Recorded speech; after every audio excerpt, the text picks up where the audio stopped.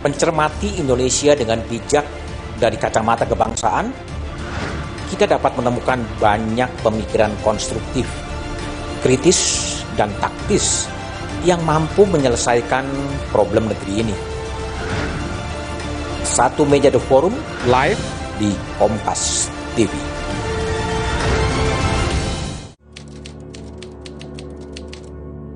Kalau menurut gue, mending pilih nomor 1. Karena itu yang paling banyak dipilih orang. Kalau menurut gue sih ya, kayaknya nomor 2 deh. Soalnya kayaknya tuh nggak ribet dan lebih populer gitu loh. Ya udah, saya pilih yang cekatan, Pak. Cepat!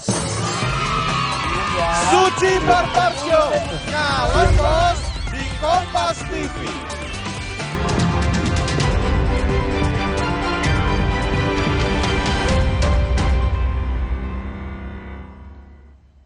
Saudara, ada kabar gembira yang datang dari Taman Nasional Waikambas, Lampung. Seekor induk badak bernama Ratu kembali melahirkan bayi badak dalam kondisi sehat.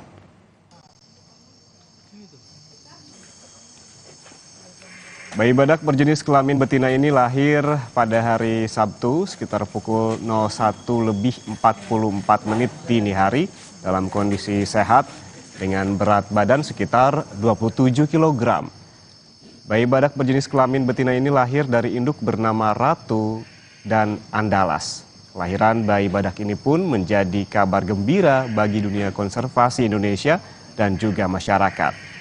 Kini total jumlah badak yang ada di Suaka Rino Taman Nasional Waikambas menjadi 9 ekor.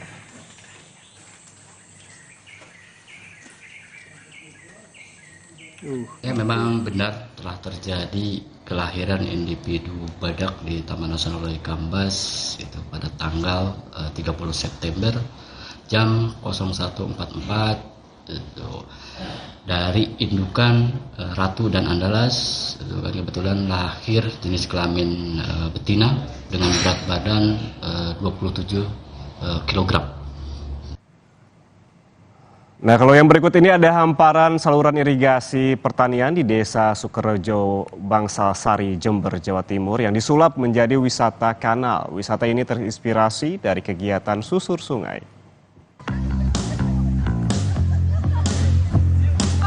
Siapa sangka, aliran irigasi yang dulunya kotor dan dipenuhi sampah tak sedap kini berubah menjadi wisata kanal yang menarik. Dengan panjang kurang lebih 100 meter, saluran irigasi dijadikan wisata susur kanal. 2 perahu karet disediakan gratis bagi pengunjung untuk menikmati sensasi layaknya wisata susur sungai. Dikenal dengan wisata kanal Suko-Suko ini, merupakan hasil sinergi kelompok mahasiswa Fakultas Ekonomi Bisnis Universitas Jember bersama pemerintah desa dalam program penguatan kapasitas organisasi kemahasiswaan dan pemberdayaan potensi desa.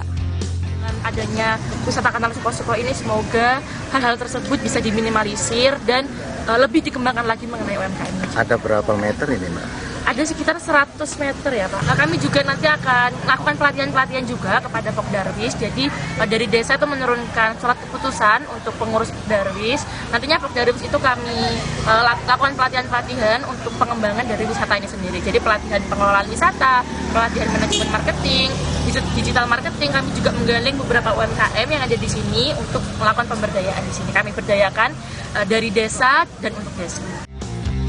Ide wisata kanal ini berhasil mengubah wajah kawasan yang dulu dikenal sebagai lokasi ajang balap liar. Pemerintahan desa hadir, tahapan awal ya ini sudah. Insya Allah nanti ke depannya saya yakin tambah rame lagi.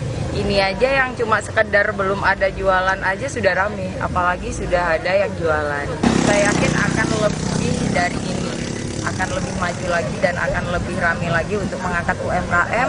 UMKM ada wadahnya nanti di sini bisa berjualan dengan produk apa yang mereka bikin. Selain susur kanal, pengunjung dapat bersuah foto, menikmati pemandangan hamparan lahan pertanian hingga menanti terbenamnya matahari. Tadi naik di jembatan itu, lalu naik perahu ini. Ini bisa melihat pemandangan sawah, terus nanti kalau sore harinya kita bisa melihat sunset. wisata Kanal Suko-Suko diharapkan mampu mendorong perekonomian UMKM masyarakat Desa Sukorejo. Herdawan Mustika, Kompas TV, Jember, Jawa Timur.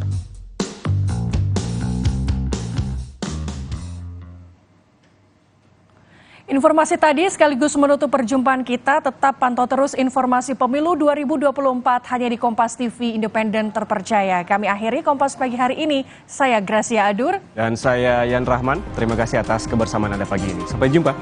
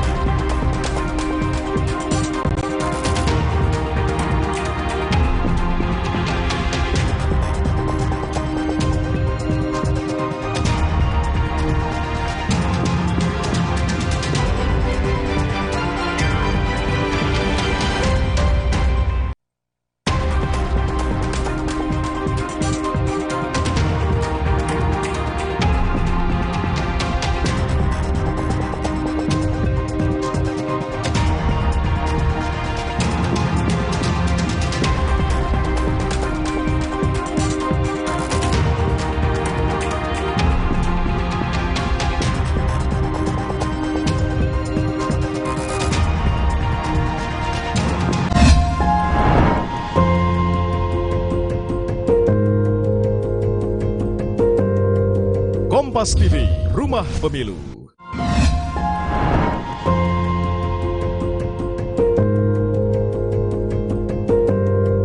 Kompas TV, Rumah Pemilu.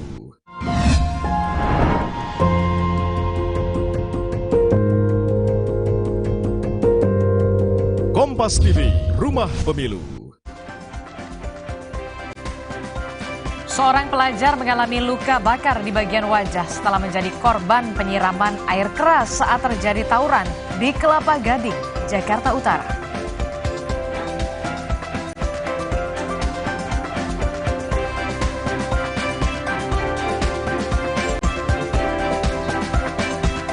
Terdakwa kasus pembunuhan berantai Wawon CS dituntut hukuman mati. Jaksa menilai ketiga terdakwa diyakini bersalah melakukan pembunuhan berencana.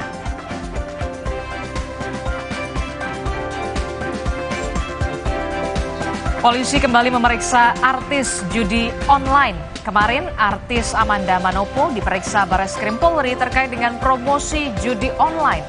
Amanda membantah telah mempromosikan judi online.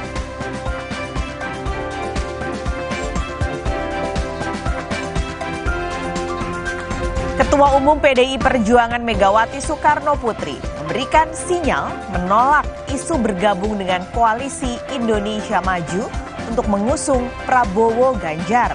Lantas bagaimana strategi kedua poros yang kini sama-sama mencari bakal cawapres potensial untuk memenangi kontestasi Pilpres? Sapa Indonesia Pagi akan membahasnya dalam dialog nanti.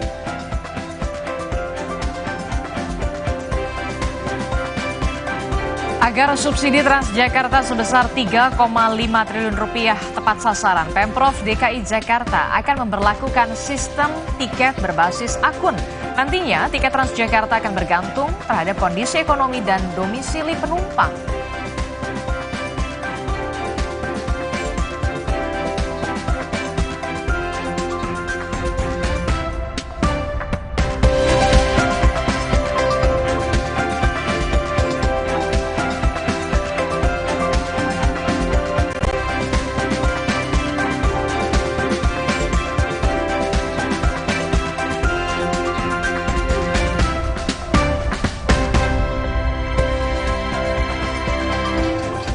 Halo, selamat pagi saudara, kembali berjumpa di Sapa Indonesia Pagi. Hari ini saya Paskali Siswari. Dan saya Disla Rasati menemani Anda di Sapa Indonesia Pagi. Hari ini hari Selasa 3 Oktober 2023. Ada beragam informasi penting dan juga menarik. Yang menjadi sorotan adalah soal Ketua Umum PDI Perjuangan Megawati Soekarno Putri yang kemudian memberikan sinyal untuk say goodbye dengan isu menduetkan Prabowo Ganjar ataupun Ganjar Prabowo. Lantas apakah benar belum terbangunnya komunikasi politik antara PDI Perjuangan dan juga Gerindra ini ada berbagai macam alasan. Nah, yang juga menjadi pertanyaan lantas siapa yang akan menjadi bakal calon wakil presiden potensial baik untuk Ganjar dan juga Prabowo Subianto. Oke, ini juga menarik karena kemarin MK ini menarik soal permohonan batas minimal usia wakil presiden. Kalau sempat digugat usianya tidak 40 tahun tapi 25 sampai 30 tahun, MK kemarin akhirnya menarik gugatan tersebut, mengabulkan penarikan gugatan sehingga berarti tertutup kemungkinan nih Adisti. Cawapresnya lebih muda daripada 40 tahun. Nah, kira-kira siapa? Jadi kan sempat ada nama nih yang usianya muda-muda. Berarti sudah tertutup karena berarti harus minimal 40 tahun untuk bakal calon wakil presiden. Berarti kesempatan nama Gibran Rakabuming Raka sebagai bakal calon wakil presiden itu tertutup berarti ya? Betul, berarti sudah hilang. Nah, siapa nih berarti calon-calon lagi yang akan muncul menemani Ganjar dan juga menemani Prabowo yang sampai saat ini belum juga mengumumkan akan memilih siapa sebagai partnernya. Oke, menarik sekali. Dan juga yang menjadi sorotan adalah ini dia di halaman muka Kompas, harian Kompas ini adalah soal bagaimana kereta cepat yang kemarin kita tahu Presiden Joko Widodo memang sudah meresmikan kereta cepat yang diberi nama Wush. Wush. Nah, itu adalah singkatan dari waktu hemat, operasi optimal, sistem hebat. Wush. Nah, ya kan karena sesuai dengan bunyinya juga nih kereta cepat Wush gitu. Jadi mau coba Adisti? Oke, nanti kita lihat tiketnya berapa ya. Nah, itu tergantung tiket ya. Oke.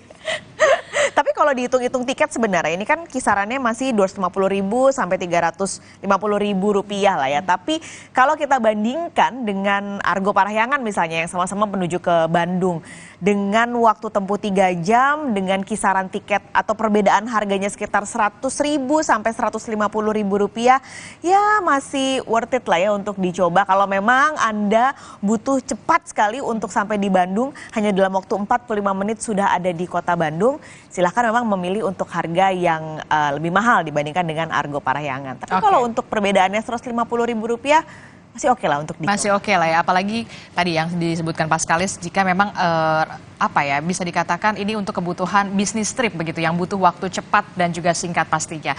Namun untuk sampai ke informasi itu kita ke informasi pertama dulu yang akan hadir di Sapa Indonesia pagi hari ini. Saudara, kita ke informasi pertama, ada sebuah gudang penyimpanan kayu saudara di Kabupaten Kediri, Jawa Timur yang ludes terbakar. Diduga kebakaran disebabkan oleh korsleting listrik.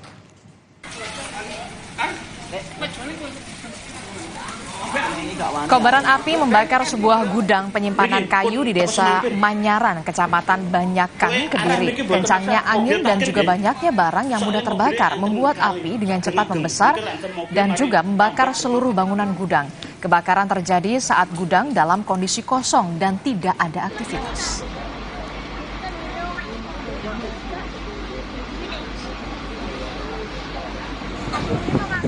Petugas pemadam kebakaran dari kota dan Kabupaten Kediri dikerahkan ke lokasi untuk memadamkan api. Tidak ada korban jiwa akibat kebakaran ini. Penyebab kebakaran dalam penyelidikan polisi.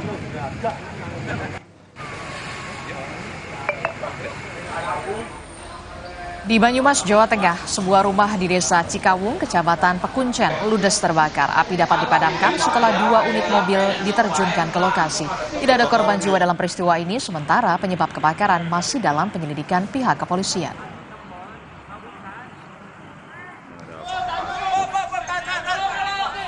Peristiwa kebakaran yang Anda saksikan ini berada di kawasan Gambir, Saudara, Jakarta Pusat. Kebakaran juga melanda sebuah rumah berlantai 3 pada hari Selasa dini hari tadi. Nampak api dengan cepat membakar lantai 3 rumah yang menjadi tempat penyimpanan barang-barang. Belum diketahui penyebab pasti kebakaran, namun dugaan sementara api berasal dari korsleting listrik. Api dapat dipadamkan setelah petugas menerjunkan ada 12 unit mobil pemadam kebakaran dan 48 personil ke lokasi. Tidak ada korban jiwa dalam peristiwa ini.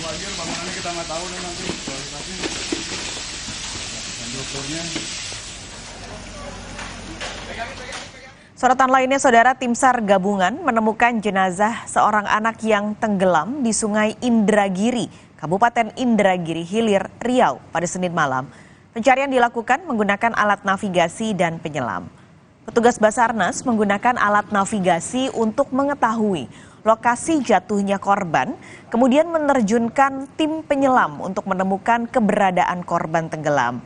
Tak lama, korban akhirnya ditemukan dan berhasil dievakuasi tim SAR gabungan dalam kondisi meninggal dunia. Jenazah korban kemudian dibawa ke rumah duka untuk dimakamkan.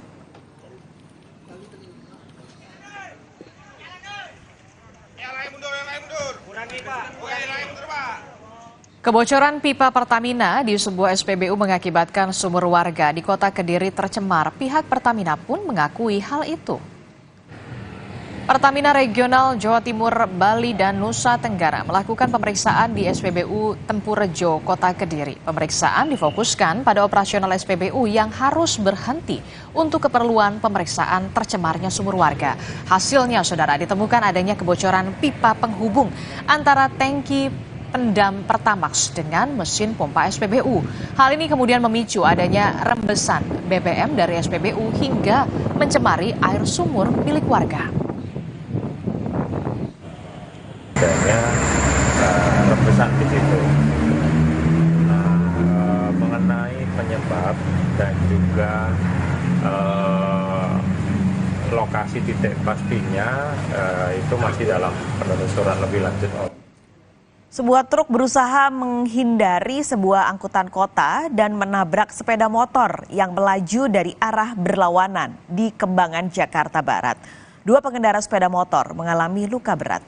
Sepeda motor yang tertabrak truk perawatan lampu jalan pun terseret hingga tersangkut di bawah truk. Sementara seorang pria bersama anaknya yang mengendarai sepeda motor sudah dibawa ke rumah sakit. Selain sepeda motor, truk juga menabrak mobil angkutan kota Jaklingko jurusan Meruya, Tanah Abang, hingga mengalami kerusakan di bagian depan dan sebelah kiri mobil. Untuk menghindari amukan massa yang mulai berkerumun, sang supir truk dibawa ke kantor unit Laka Lantas Jakarta Barat untuk diperiksa.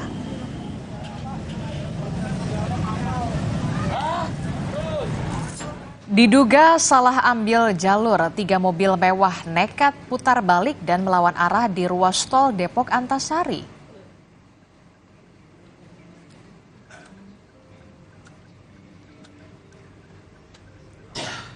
Aksi putar balik 3 mobil mewah ini direkam oleh pengendara lain yang melintas di lokasi. Setelah putar balik, 3 mobil ini langsung melaju dengan melawan arah di ruas tol Desari.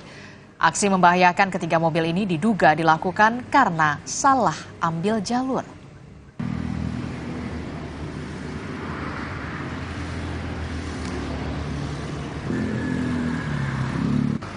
Perempuan korban penyekapan dan penganiayaan di Malaysia tiba di tanah air melalui Bandara Kuala Namu, Deli Serdang.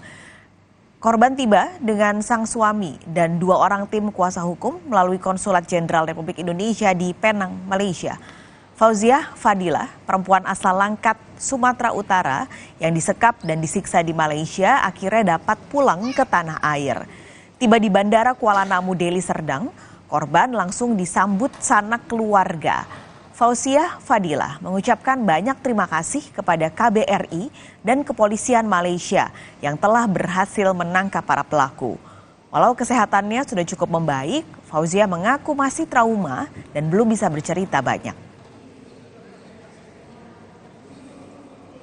Terima kasih. Ya, untuk KJRI Penang, terima kasih banyak sudah membantu. Kepolisian di Raja Malaysia sudah membantu menangkap pelaku. Setelah ini rencananya seperti apa, Kak? Belum tahu lagi. Kondisi kakak gimana saat ini? Alhamdulillah sehat. Sehat ya. Udah nggak ada kekurangan apa, sakit macam. Sempat mengalami trauma juga, Kak? Dimanapun kehukuman di sana tetap kita junjung. Harapan kita ke depan semoga pelaku dapat diadili lah. semaksimal mungkin sesuai yang kita ketahui. Pelaku semua sudah tertangkap dan sudah ditetapkan sebagai tersangka dan akan dituntut hukuman seumur hidup. Saudara, artis Amanda Manopo diperiksa Barreskrim Polri terkait dengan promosi judi online. Amanda membantah telah mempromosikan judi online. Informasinya akan hadir sesaat lagi.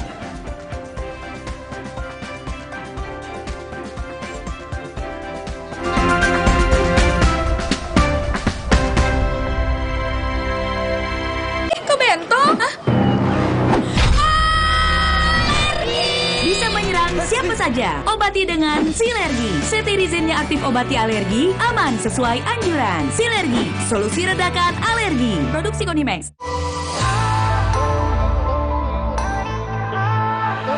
Siapkan diri untuk pencapaian luar biasa dan lewati batasmu. Stargazer X. Unleash the X in you. Nggak enak? Iya, kayak ada manisnya. Le Mineral memang berbeda. Setiap tetesnya mengandung mineral esensial seimbang yang penting untuk tubuh dan juga membuat rasa airnya lebih segar. Le Mineral. Gatal karena campuran kutu air? Mati kutu dengan Fungiderm.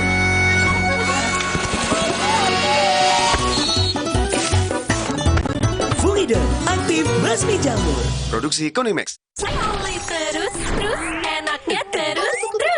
Manis asam, cuy. Manis asam, cuy. Manis asam, cuy. Oleh terus. Gak nempel di gigi. Slay, oleh. Jalan yuk.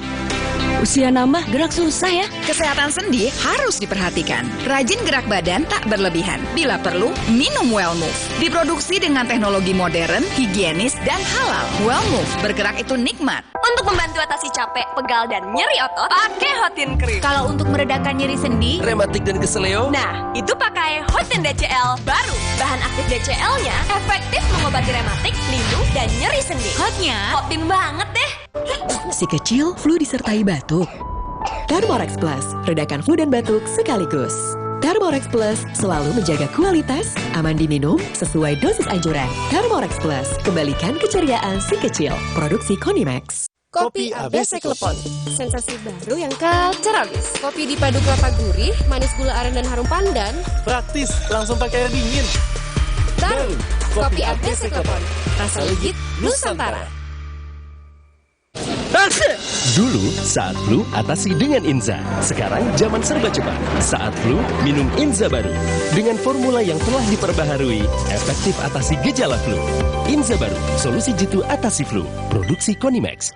Hey, ada madu teja sase, madu teja sase, sehat berstamina. Rasa jeruk strawberry, banyak manfaatnya. Madu teja saset, enak sehatnya. Niatku madu TJ hitam pahit dengan kualitas madu TJ plus manfaat ekstra herbal. Niatku demi anakku. Niatku demi istriku. Madu TJ hitam pahit, niatku jaga kesehatan. Demi mendapatkan sumber mata air terbaik, Le Mineral melakukan ratusan eksplorasi. Setiap tetesnya mengandung mineral esensial seimbang yang penting untuk tubuh, galon yang selalu baru, dan bebas BPA. Inilah komitmen Le Mineral.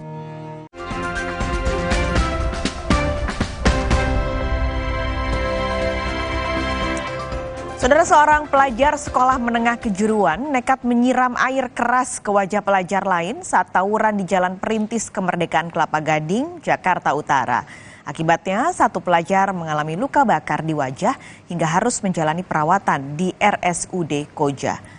Tawuran antara dua kelompok pelajar ini terekam CCTV yang berada di sekitar wilayah Cempaka Mas, Jakarta Utara. Para pelajar yang menggunakan sepeda motor sempat saling baku pukul di antara kendaraan yang sedang berhenti. Akibat tawuran ini, seorang pelajar harus mengalami luka bakar di bagian wajah setelah disiram air keras oleh para pelaku. Kepolisian telah menangkap 4 pelaku penyiraman dan 1 orang saksi.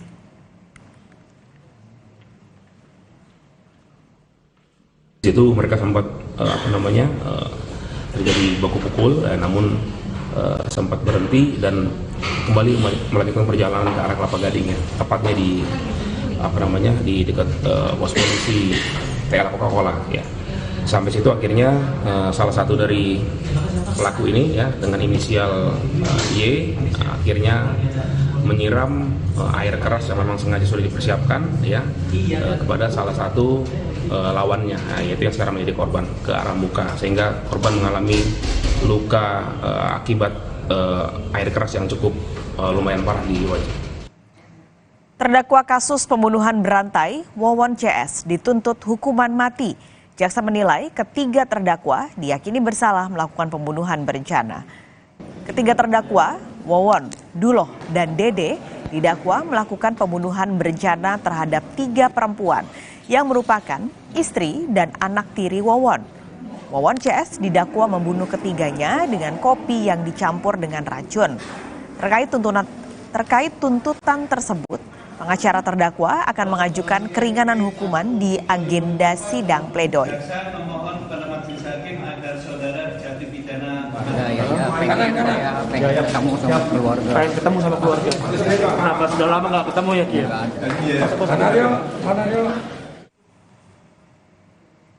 Artis Amanda Manopo diperiksa Bareskrim Polri terkait promosi judi online. Amanda membantah telah mempromosikan judi online. Amanda Manopo bersama kuasa hukumnya mendatangi Bareskrim Polri untuk memberikan klarifikasi terjadinya dugaan promosi judi online. Amanda membantah telah mempromosikan judi online dan mengaku tertipu. Ia mengira judi online tersebut merupakan aplikasi game biasa.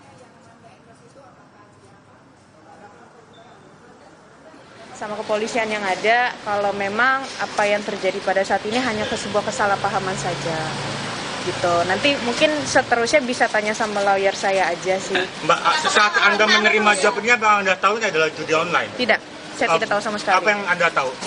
Yang saya tahu itu memang itu hanya game, sebatas game saja, tidak ada judi, dan itu kan berinteraksi lewat dari manajer saya. Jadi lewat dari Riko, dan itu semuanya kita ada bukti-bukti dan segala macam, nanti tinggal. Asosiasi Lawyer Muslim Indonesia melaporkan artis berinisial RK ke Polda Metro Jaya terkait penyebaran video porno. Dengan membawa 2 barang bukti video bermuatan konten pornografi, Asosiasi Lawyer Muslim Indonesia melaporkan artis RK. Selain itu, pelapor juga membawa hasil cetakan tangkap layar dan bukti surat terkait situs web yang menyediakan video RK. Laporan dibuat karena masyarakat resah dengan konten asusila tersebut. Jadi karena ini pelakunya banyak, maka itu disebutkan dalam lidik, begitu ya Mas? Situ mana sih? Laporan polisi ini dimaksud terkait dengan tersebarnya video berkonten asusila yang dilakukan oleh public figure tersebut. Adapun alat bukti yang kami sampaikan, barang tentu 2 alat bukti. Pertama, bukti elektronik, kemudian kedua bukti surat. Febri Diansyah dan Rasa Mala Aritonang memenuhi panggilan KPK Senin kemarin. Febri mengungkap dirinya pernah diminta melakukan asesmen untuk Kementerian Pertanian. Febri Diansyah menyampaikan permintaan bantuan ini dilakukan sebagai advokat dan kasus dugaan korupsi di Kementan berada pada tahap penyelidikan. Febri menyebut saat kasus ini naik ke tahap penyidikan, permintaan asesmen sudah tidak ada lagi. Jadi kami mendampingi salah satunya Pak Menteri Pertanian dalam proses penyelidikan tersebut.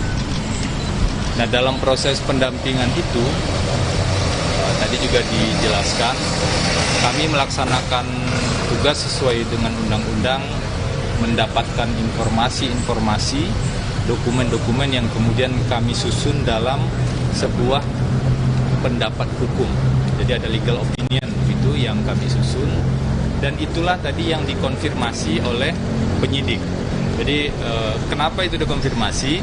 Tadi kami ditunjukkan ada draft pendapat hukum yang ditemukan oleh penyidik di salah satu lokasi yang digeledah. Jadi lebih ke klarifikasi begitu. Kepala Bagian Pemberitaan KPK, Ali Fikri menyatakan pemeriksaan Febri Diansyah bukan dalam kapasitas sebagai kuasa hukum Menteri Pertanian, namun sebagai advokat profesional. Sebagai saksi tentunya ada Febri Diansyah, kemudian Rasa Mala Ritonang dan juga Donald Faris, yang ketiganya berprofesi sebagai pengacara, ya, begitu. Itu yang kemudian kami panggil. Jadi bukan statusnya sebagai pengacara seseorang gitu ya, tapi memang pekerjaannya yang kami tahu dalam surat panggilan adalah seorang pengacara. Jadi nanti kami akan konfirmasi terkait dengan dokumen-dokumen dimaksud. Dokumen-dokumen ini ditemukan pada saat penggeledahan baik itu di rumah dinas.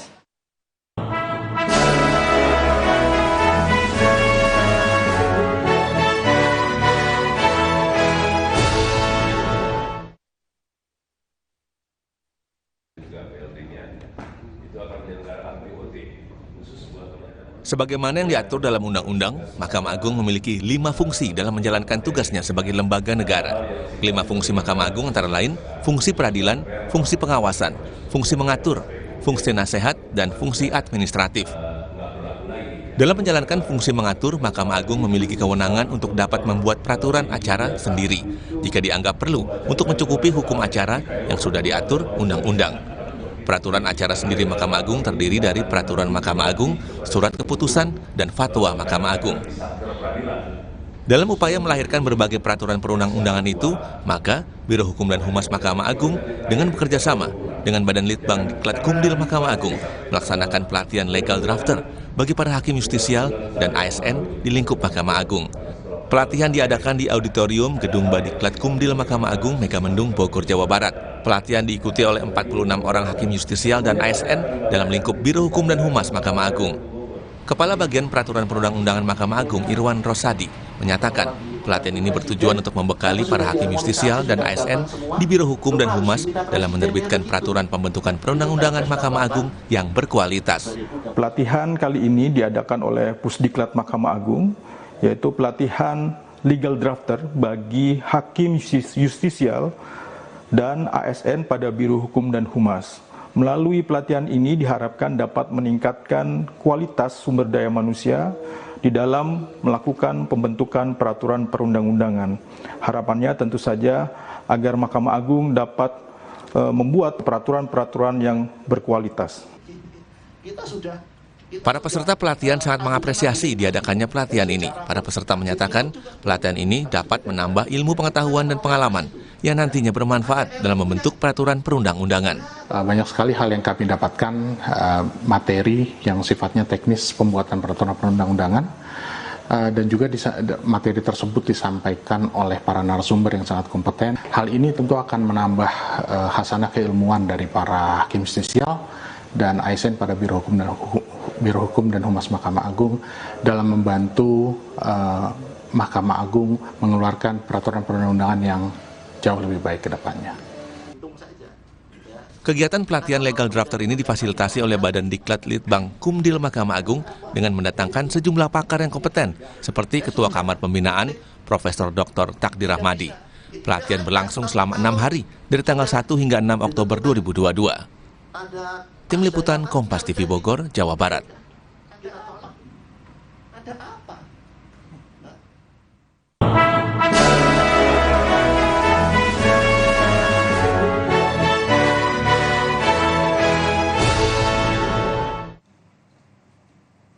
Ketua Umum PDI Perjuangan Megawati Soekarno Putri memberikan sinyal penolakan isu bergabung dengan Koalisi Indonesia Maju untuk mengusung Prabowo Ganjar.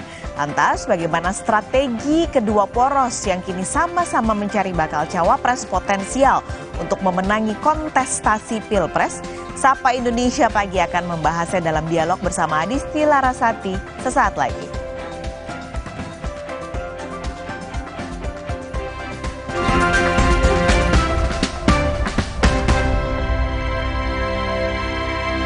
Bagus buat kesehatan. Baru, sudah muncul Natural Sari Kunyit Plus dengan zat aktif kurkumin dan black pepper. Diproses dengan suhu rendah agar zat aktifnya terjaga. Lebih cepat atasi masalah lambung, daya tahan tubuh kuat. Sudah muncul Natural Sari Kunyit Plus. Good. Dulu, saat flu, atasi dengan Inza. Sekarang, zaman serba cepat. Saat flu, minum Inza baru. Dengan formula yang telah diperbaharui, efektif atasi gejala flu. Inza baru, solusi jitu atasi flu. Produksi Konimax. Aku pikir semua air mineral itu sama. Le mineral itu beda. Le mineral memang berbeda. Setiap tetesnya mengandung mineral esensial seimbang yang penting untuk tubuh dan juga membuat rasa airnya lebih segar. Segernya. Le mineral. Wow, kirain po, taunya Fresh Care Smash yang lagi viral. Fresh Care Smash 4-in-1. Tren baru, double inhalernya unik, nonjok segernya. Bisa buat ngerok, sampai pijit. Keren dan stylish. Fresh Care Smash, ekspresikan gayamu. Inovasi baru dari Hotin. Hotin Go. Oles, go. Roll on, go. Pijat, go. Nggak sentuh langsung, nggak bikin tangan panas. Hotin Go. Hotnya in, langsung go. Ih, kok bento? Bisa menyerang siapa saja. Obati dengan Silergi. Cetirizine aktif obati alergi, aman sesuai anjuran. Silergi, solusi redakan alergi. Produksi Konimax. Siapkan diri untuk pencapaian luar biasa dan lewati batasmu. Stargazer X, unleash the X in you.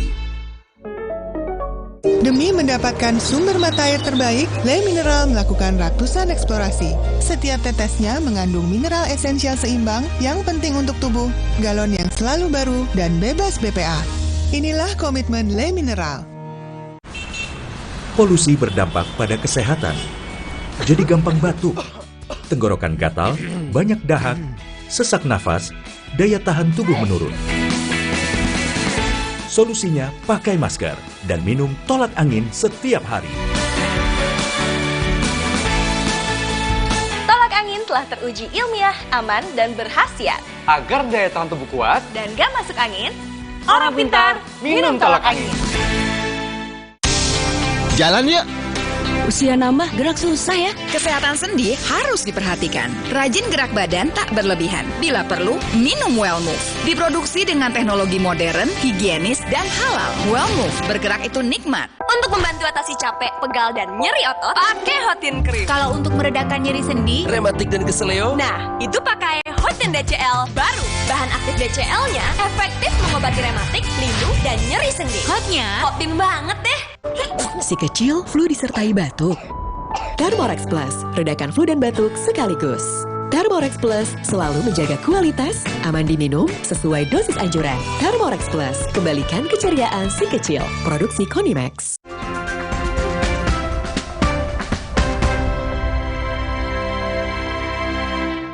Saya sendiri sampai bingung loh. Kan di media tiba-tiba dibilang gini, oh iya sudah ada persetujuan bahwa nanti Pak Prabowo jadi presidennya, Pak Ganjar jadi wakil presidennya. Aku terus di rumah melongo baik. Ini yang ngomong ki sopo yo. Lah aku kok ketua umumnya malah nggak ngerti. Coba wes nggak usah didengerin. Lo kok enak banget gitu loh, gatok-gatok kan. Penolakan duet Prabowo Ganjar di Pilpres 2024 secara tersirat disampaikan Ketua Umum PDIP Megawati Soekarno Putri dalam Rakernas keempat PDIP. Menurut Mega, Prabowo Ganjar tidak cocok menjadi pasangan. Karena itu, isu duet Prabowo Ganjar tidak perlu digubris. Penolakan Megawati ini pun ditanggapi oleh Gerindra yang menyatakan menghormati keputusan PDIP dalam menentukan peluang kerjasama. Gerindra menyebut koalisi pendukung Prabowo saat ini tengah fokus mempersiapkan pendaftaran Capres-Cawapres. Apa yang disampaikan dalam Rakernas PDIP adalah keputusan dari PDIP tentang pencapresan dan itu kita hormati dan menjelang pendaftaran yang tidak berapa lama lagi adalah kita kemudian sama-sama berkonsentrasi untuk mempersiapkan segala sesuatunya bagi kelancaran Pilpres. Ya, saya pikir masing-masing partai kan sudah menetapkan pilihannya dan saya pikir kita konsentrasi pada kontestasi yang teduh. Jika duet Prabowo Ganjar gagal, lalu siapa yang bakal menjadi pasangan keduanya? Pertanyaan itu memang belum terjawab hingga kini. Mendekati waktu pendaftaran ke KPU pada 19 Oktober mendatang, sejumlah nama terus bermunculan. Seperti hasil survei dari Lembaga Indikator Politik Indonesia. Dalam survei yang dilakukan pada 26 Agustus hingga 3 September 2023, sejumlah nama disebut dengan perhitungan elektabilitas jika mereka menjadi bakal calon wakil presiden. Yang tertinggi ditempati Ridwan Kamil dengan 23,3%, kemudian Erick Thohir 20,3%, Sandiaga Uno dengan 17%, Agus Harimurti Yudhoyono 11,5%, dan Kofifa Indar Parawansa sebesar 8,4%.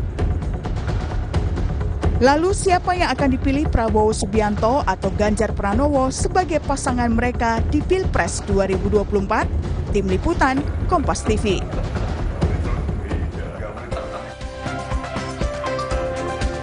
Saudara, isu duet Prabowo Ganjar di Pilpres 2024 dipastikan tidak akan terjadi setelah Ketua Umum PDI Perjuangan Megawati Soekarno Putri menolak wacana itu.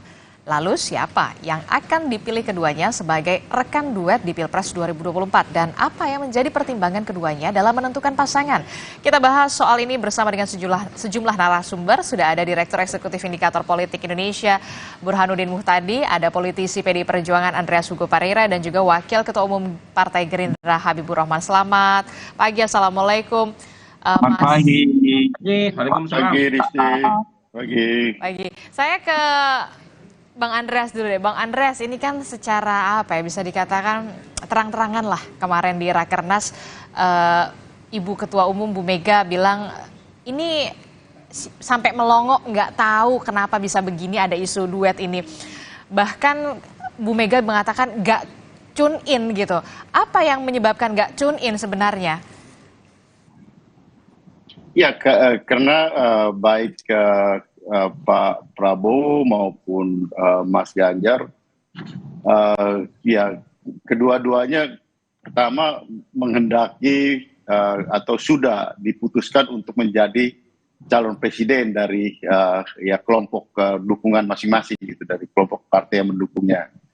Sehingga ya kalau dua-duanya mau jadi calon presiden ya tidak mungkin itu terjadi, dalam arti bahwa ya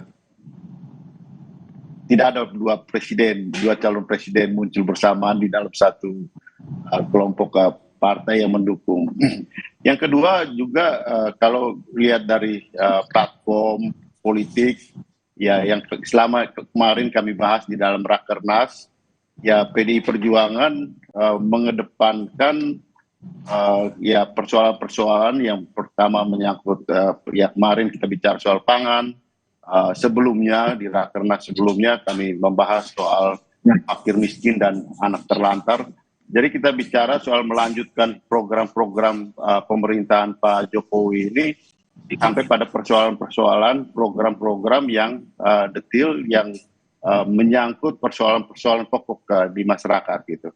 Sehingga dari program-program ini ya kami melihat bahwa ya kita mengedepankan programatis yang sudah dilakukan oleh Pak Jokowi dan akan dipercepat dan dilanjutkan melalui program-program yang lebih detail. Nah ini saya kira hal yang sudah cukup jauh dibicarakan di lingkaran partai atau khususnya di PDI Perjuangan yang akan mendukung Mas Ganjar gitu. Oke, tapi kan kalau bisa dikatakan keduanya nih, baik itu Pak Prabowo dan juga Pak Ganjar ini kan sama-sama melanjutkan ya, ingin melanjutkan kerja nyata dari Pak Presiden Joko Widodo. Seharusnya bisa dikatakan tune in lah ya. Ya kalau persoalan retorika kan bisa saja gitu, tapi kan kalau kita bicara di dalam aspek isi daripada melanjutkan itu kan hal yang ya bisa berbeda gitu, dalam arti PDI Perjuangan yang mengusung Mas Ganjar melihat bahwa ada persoalan-persoalan pokok ya, misalnya soal kedaulatan pangan yang kemarin menjadi isu pokok di dalam pembahasan dan di dalam pidato yang disampaikan oleh Ibu Ketua Umum maupun kemudian respon atau yang disampaikan oleh ya Mas Ganjar sebagai calon presiden dan Pak Jokowi, Presiden Jokowi yang adalah kader PDI Perjuangan langsung menyatakan bahwa ya Mas Ganjar nanti setelah dilantik langsung masuk dalam program kedaulatan pangan ini gitu. Artinya di situ ya Pak Jokowi menghendaki juga Mas Ganjar untuk melanjutkan program yang detail yang sudah disiapkan oleh PDI Perjuangan untuk pemerintahan Mas Ganjar ke depan. Bukan lagi bicara soal calon presiden. Ya setelah dilantik menjadi presiden gitu. Artinya di sini kan jelas gitu. Artinya bagaimana positioning dan sikap dari Pak Jokowi terhadap calon yang diusung oleh PDI Perjuangan. Oke, Bang Habibur Rahman, ini nampaknya komunikasinya bisa dikatakan berjalan layu lah sebelum berkembang. Padahal kan kemarin 2009 kalau mengutip kalimat Bang Habibur Rahman, PDI Perjuangan itu cinta pertamanya Gerindra ya, betul ya?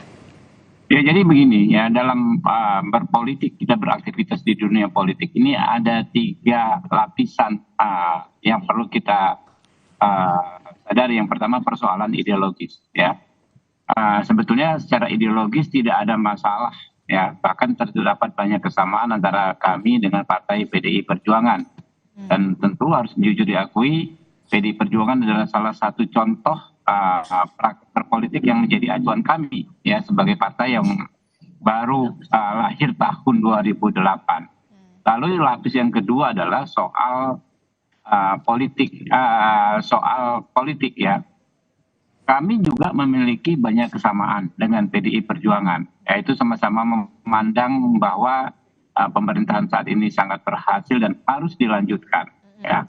Lalu yang ketiga, yang paling di bawahnya adalah soal strategi yang menurut kami memang ada perbedaan. Kenapa? Kami sama-sama memiliki capres yang sudah ditetapkan oleh partai dan koalisi masing-masing. Ya. Sehingga menurut saya sejak awal tidak realistis usulan duet Pak Prabowo Ganjar. Kami tidak mungkin memandang rendah PDI Perjuangan yang sudah menetapkan capresnya lalu menawarkan posisi cawapres. Di sisi lain Pak Prabowo kan tidak mungkin juga menjadi cawapres. Ya, pendeknya tidak mungkin satu koalisi 2 capres. Nah, sehingga menurut saya nggak ada masalah juga. Inilah realitas dan dinamika politik yang harus kita hadapi ya.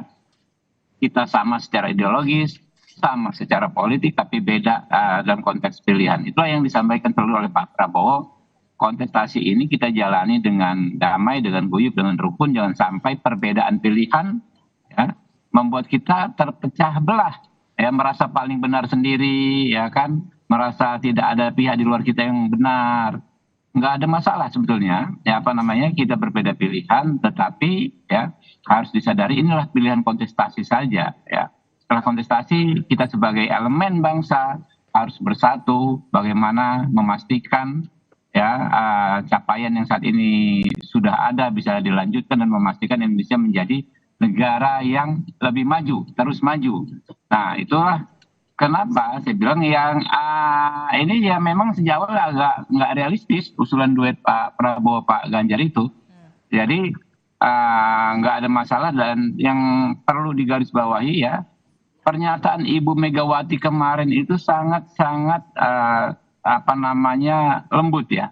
Beliau menunjukkan sebagai ibu bangsa, ibu yang mengayomi semua elemen-elemen di bangsa ini. Walaupun beliau ketua umum partai PDI Perjuangan, tetapi beliau memberi respect kepada elemen bangsa yang lain, yaitu Pak Prabowo dan Partai Gerindra.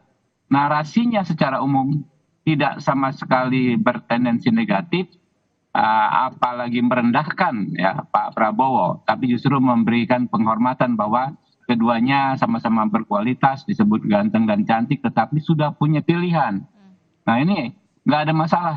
Jadi sama persis apa yang diajarkan Ibu Megawati dengan apa yang disampaikan Pak Prabowo.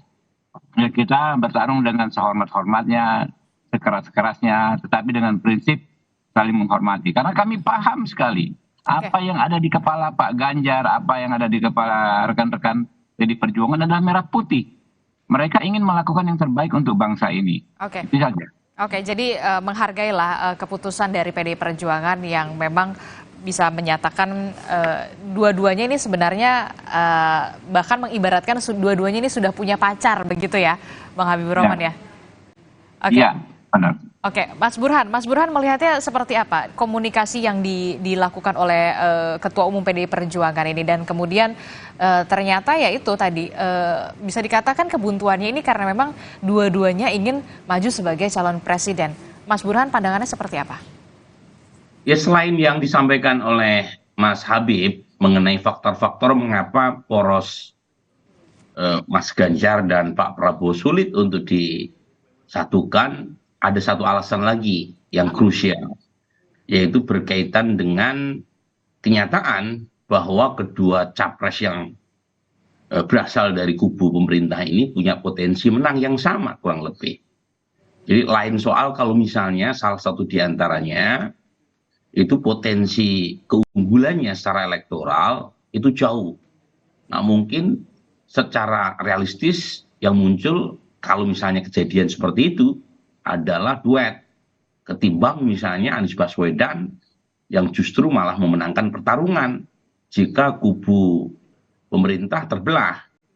Nah, kalau misalnya kejadiannya seperti sekarang, survei-survei juga menunjukkan selisih antara Pak Prabowo dengan Mas Ganjar statistically dead hit ya, kemungkinan besar ya duel. Apalagi Anies Baswedan sebagai capres yang dipersepsikan sebagai capres antitesis ya, itu jauh dari mengancam. Ya, kan elektabilitas Mas Anies stagnan ya, bahkan cenderung turun dibanding dukungan yang beliau peroleh sepanjang 2023. Bahkan terakhir survei LSI DNJA bahkan menunjukkan suara Mas Anies di bawah 20%. Nah, kalau seperti ini ya secara realistis memang duel dalam pengertian bertanding, bahwa kemudian nanti akan bersanding, istilahnya Mbak Puan ya, ya nanti setelah pemilu. Nah, itu yang pertama. Yang kedua, menurut saya sikap Ibu Mega bagus sekali. Dalam demokrasi kita mengenal istilah pluralisme politik yang harus direpresentasikan dalam kontestasi elektoral.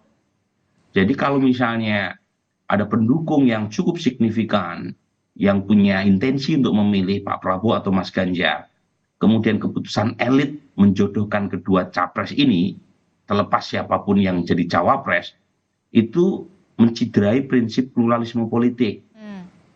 Jadi pluralisme politik itu setiap calon presiden atau partai yang punya dukungan apalagi sesignifikan Pak Prabowo atau Mas Ganjar, itu harus direpresentasikan dalam kertas suara. Oke. Jadi jangan dijodohkan di tingkat elit, karena itu keputusan publik pemilu itu. Oke. Keputusan publik itu harus dihargai oleh para elit. Jangan karena sewenang-wenang, karena semata-mata mereka punya otoritas, kemudian dipaksakan untuk berjodoh, padahal aspirasi pemilihnya meminta mereka bertarung. Jadi menurut saya apa yang disampaikan oleh Ibu Mega satu statement kenegarawanan yang harus kita angkat topi tinggi-tinggi. Oke, jadi karena bisa dikatakan kalau kata Mas Burhan, baik itu Pak Prabowo dan juga Pak Ganjar ini punya potensi kemenangan yang bisa dikatakan sama. Itulah yang kemudian menjadi salah satu alasan ya jangan diduet-duetkan begitulah ya. Bang Andreas, gimana Bang Andreas menanggapinya? Iya betul. Artinya Ibu Mega dengan ilustrasi soal ya ada seorang pemuda dan ada seorang gadis, pemuda tampan, ganteng, dan seorang gadis cantik, itu menunjukkan bahwa ya dua kandidat ini mempunyai potensi yang berimbang gitu, dan itu kan muncul di dalam akseptabilitas publik ya, di dalam berbagai hasil survei gitu. Dan dua calon ini ya didukung oleh kelompok partainya masing-masing untuk menjadi calon presiden, sehingga Ibu Mega di sini kan memberikan contoh kepada ya bangsa ini bahwa ya seperti yang tadi Mas Burhan sampaikan itu, bahwa pluralisme politik itu adalah realita politik yang ada di dalam ya Pilpres kali ini. Ya, dan marilah kita berkontestasi secara terbuka, secara fair, secara jujur, dan itulah demokrasi yang ada di Republik ini gitu. Jadi Ibu Mega menyampaikan itu secara terbuka, dan sebagai seorang ketua partai yang juga adalah seorang negarawan, Ibu Mega sudah sangat matang, sangat berpengalaman dalam situasi seperti ini, sehingga keputusan itu adalah keputusan bukan hanya untuk ya memenangkan, tetapi juga mendidik demokrasi di Republik ini gitu. Oke, berarti bisa dikatakan pendekatan antara Gerindra dan juga PDI Perjuangan ini bisa dikatakan sudah tertutup rapat begitu, Bang Andreas, Mas Habibur Rahman? Ke siapa ini? Ke Bang Andreas.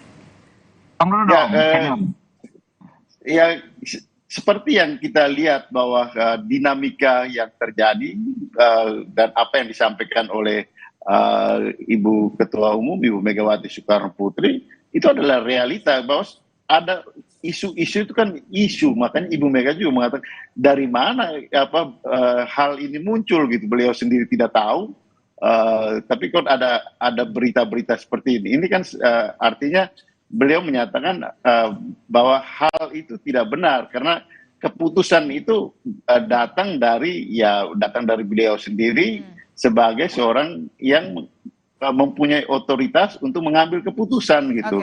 Jadi sekaligus dalam hal ini kan artinya beliau menghargai tapi juga menyampaikan secara tegas, terbuka, bahwa saya tidak pernah berpikir seperti itu gitu dengan realita politik yang ada ini gitu. Oke, belum sempat belum terfikirkan oleh Bu Mega untuk menduetkan pasangan Prabowo Ganjar ataupun Ganjar Prabowo begitu ya. Nah, kalau dari Bang Habibur Rahman sendiri, apakah ini juga nanti pendekatannya lama-kelamaan ya mundur teratur atau seperti apa? Ataukah memang komunikasi politik tetap terbuka?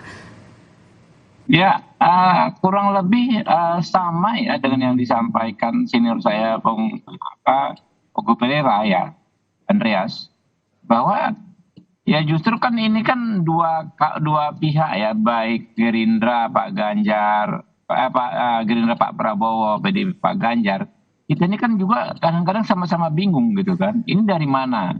Ya kan ya, apa namanya isunya, seperti yang disampaikan Bu Mega. Makanya sejak awal kalau Anda tracking, semua pernyataan kita kan semua sama-sama normatif, baik Gerindra maupun PDI Perjuangan. Memang dalam politik tidak ada istilah tidak mungkin, Oke lah. Tetapi seberapa besar kemungkinannya? Dan ini kan terus mengecil ya, pasti terus mengecil. Secara realistis lah, katanya nggak boleh bilang nggak mungkin, tapi kalau nggak boleh bilang nggak mungkin ya kita bilang kemungkinannya terus mengecil gitu loh. Kenapa?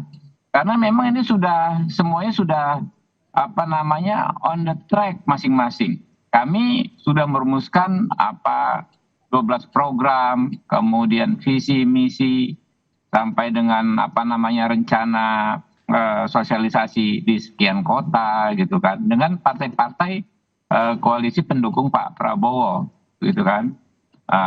Ditambah lagi kemarin ada rekan-rekan Partai Demokrat membawa banyak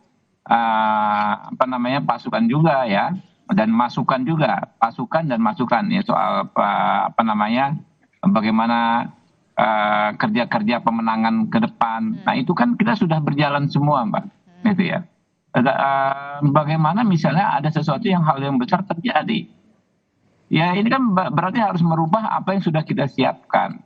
Apakah mungkin gitu loh merubah hal strategis yang sudah kita sepakati dan sudah mulai kita implementasikan saat ini. Jadi menurut saya nggak akan terlalu rumit lah sekarang ini. Waktu tinggal beberapa minggu saja ya kan didaftarkan, lalu untuk sampai ke pemilu juga tinggal beberapa bulan lagi. Setelah itu pasti situasinya akan rileks. Kita akan ketemu sebagai sesama sahabat ya yang punya komitmen sama soal keberlanjutan pemerintahan saat ini.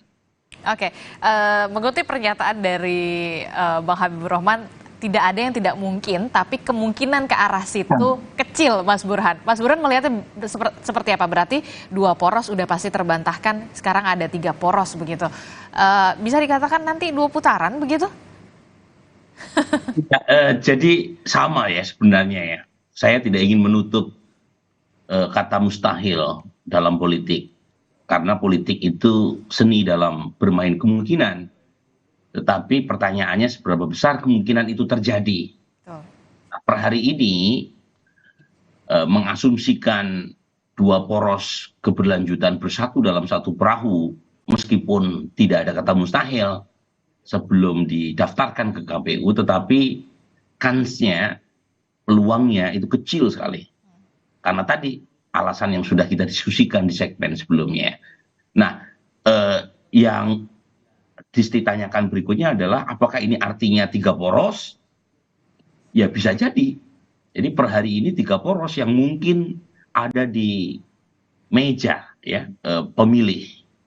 Nah, 3 poros itu adalah Anies bersama Gus Muhaimin, kemudian Pak Prabowo bersama pasangan yang belum ditentukan, satu lagi Mas Ganjar ya, yang lagi-lagi masih jomblo, tetapi masih ada waktu ya sampai pertengahan hingga 25 Oktober bulan ini. Nah, apakah itu yang nanti akan ditetapkan oleh KPU? Kita belum tahu. Karena jangan-jangan 2 poros tetap berlangsung, Mas Ganjar versus Pak Prabowo, sementara poros yang satu kempes. Kan bisa jadi sepanjang belum didaftarkan. Kempes gimana maksudnya Mas Burhan? Ya lagi-lagi kan ada kemungkinan. Awalnya kan muncul ide poros Pak Prabowo dan Mas Ganjar bersatu melawan Mas Anies, itu kan munculnya dari Pak Jazilul Fawait ya, dari PKB. Jangan-jangan yang terjadi kritik atau analisis Pak Jazilul Fawait kembali ke alamat pengirim. Waduh. Justru PKB-nya yang kempes dan kemudian pindah ke salah satu poros keberlanjutan. Dan kalau misalnya PKB pindah ke lain hati, itu PKS dan Nasdem tidak cukup mengusung Mas Anies. Perlu 20% minimal. Tapi lagi-lagi kemungkinan itu kan kecil juga karena Gus Muhaimin sudah dideklarasikan bersama Mas Anies maju. Tetapi lagi-lagi akad yang mereka bangun selama ini itu baru akad keperdataan antar partai, belum didaftarkan ke lembar negara. Nah, lembar negaranya itu ada di tangan KPU. Jadi maksudnya baru nikah siri gitu? Iya, itu kan namanya Mas Disti, Anda kan lihat PKB itu. PKB tahun sebelumnya sama Mas Habib, tiba-tiba nggak ada angin, nggak ada hujan, ya. Nggak kirim sinyal kiri dan kanan tiba-tiba ke Mas Anies.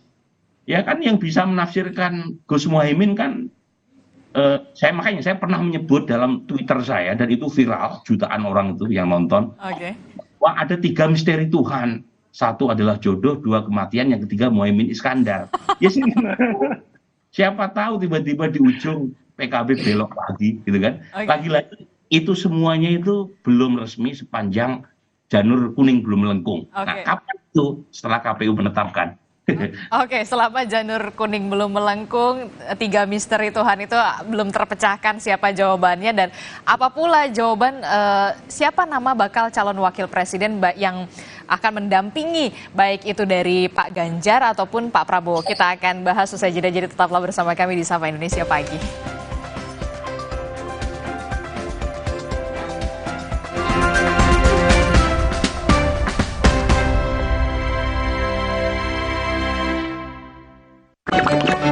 Le Mineral beda banget, lebih smooth, lebih segar. Le Mineral memang berbeda. Setiap tetesnya mengandung mineral esensial seimbang yang penting untuk tubuh dan juga membuat rasa airnya lebih segar. Dan lebih enteng. Le Mineral. Sakit kepala?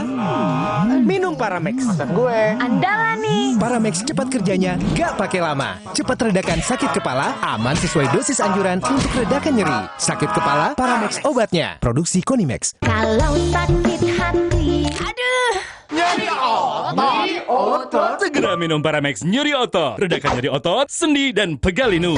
nyeri otot, Paramex nyeri otot. Produksi Konimex. Omehar, minyak ikan pilihan dari laut dalam. Omehar, suplemen omega 3 esensial. Dalam mini kapsul, lebih mudah ditelan. Diproses dengan teknologi modern di Amerika. Bantu pelihara kesehatan tubuh kini dan nanti. Pak, ada kurma? Yakin cari kurma, Bu? Kan bukan Ramadan. Sari kurma Arab, yakin ada di Sari Kurma TJ. Baik diminum kapan aja. Dipanen di Arab, dikemas di Indonesia. Sari Kurma TJ, enak halal, yakin. Demi mendapatkan sumber mata air terbaik, Le Mineral melakukan ratusan eksplorasi. Setiap tetesnya mengandung mineral esensial seimbang yang penting untuk tubuh, galon yang selalu baru, dan bebas BPA. Inilah komitmen Le Mineral. Rasa takoyaki yang creamy, asin, manis, bertabur katsuobushi. Nikmatnya sungguh meriah. Indomie Ramen Series, nikmat otentiknya Pangzoku. Diceritakan saya, kenapa setiap minum dingin, saya merasa ngilu. Itu semua karena memang dia memiliki kondisi gigi sensitif. Jika dibiarkan lebih lama, ada kemungkinan untuk memburuk.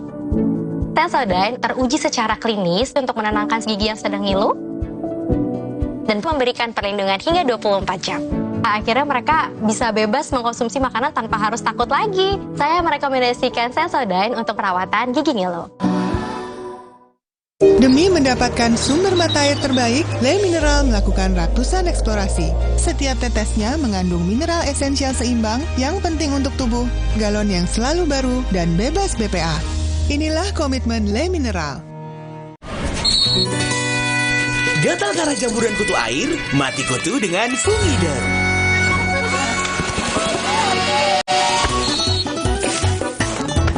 Fungiderm, aktif basmi jamur. Produksi Konimax. Yuk, sarapan Energen sereal. Aku yang buat ya, Bu. Aku mau vanila. Aku mau yang coklat. Energen, sereal nomor 1 di Indonesia. Terbuat dari gandum Australia, bernutrisi dan mengenyangkan. Kenyang. Wow, kirain po, taunya Fresh Care Smash yang lagi viral. Fresh Care Smash 4-in-1. Tren baru, double inhalernya unik, nonjok segernya. Bisa buat ngerok, sampai pijit. Keren dan stylish. Fresh Care Smash, ekspresikan gayamu. Inovasi baru dari Hotin. Hotin Go. Oles, go. Roll on, go. Pijat, go. Nggak sentuh langsung, nggak bikin tangan panas. Hotin Go. Hotnya in, langsung go. Aku pikir semua air mineral itu sama. Le Mineral itu beda. Le Mineral memang berbeda. Setiap tetesnya mengandung mineral esensial seimbang yang penting untuk tubuh dan juga membuat rasa airnya lebih segar. Segernya. Le Mineral.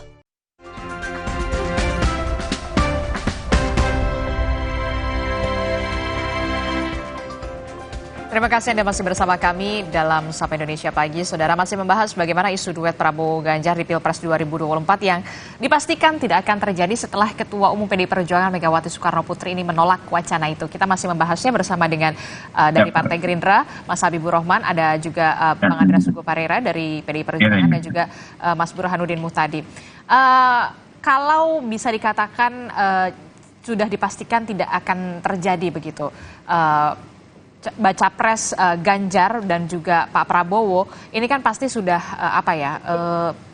ibaratnya punya bisa dikatakan pasti akan berkontestasi gitu dengan bakal calon wakil presiden. Nah ini yang jadi pertanyaan Bang Andreas, siapa sebenarnya bakal calon wakil presidennya? Kenapa begitu lama? Pertimbangannya apa saja?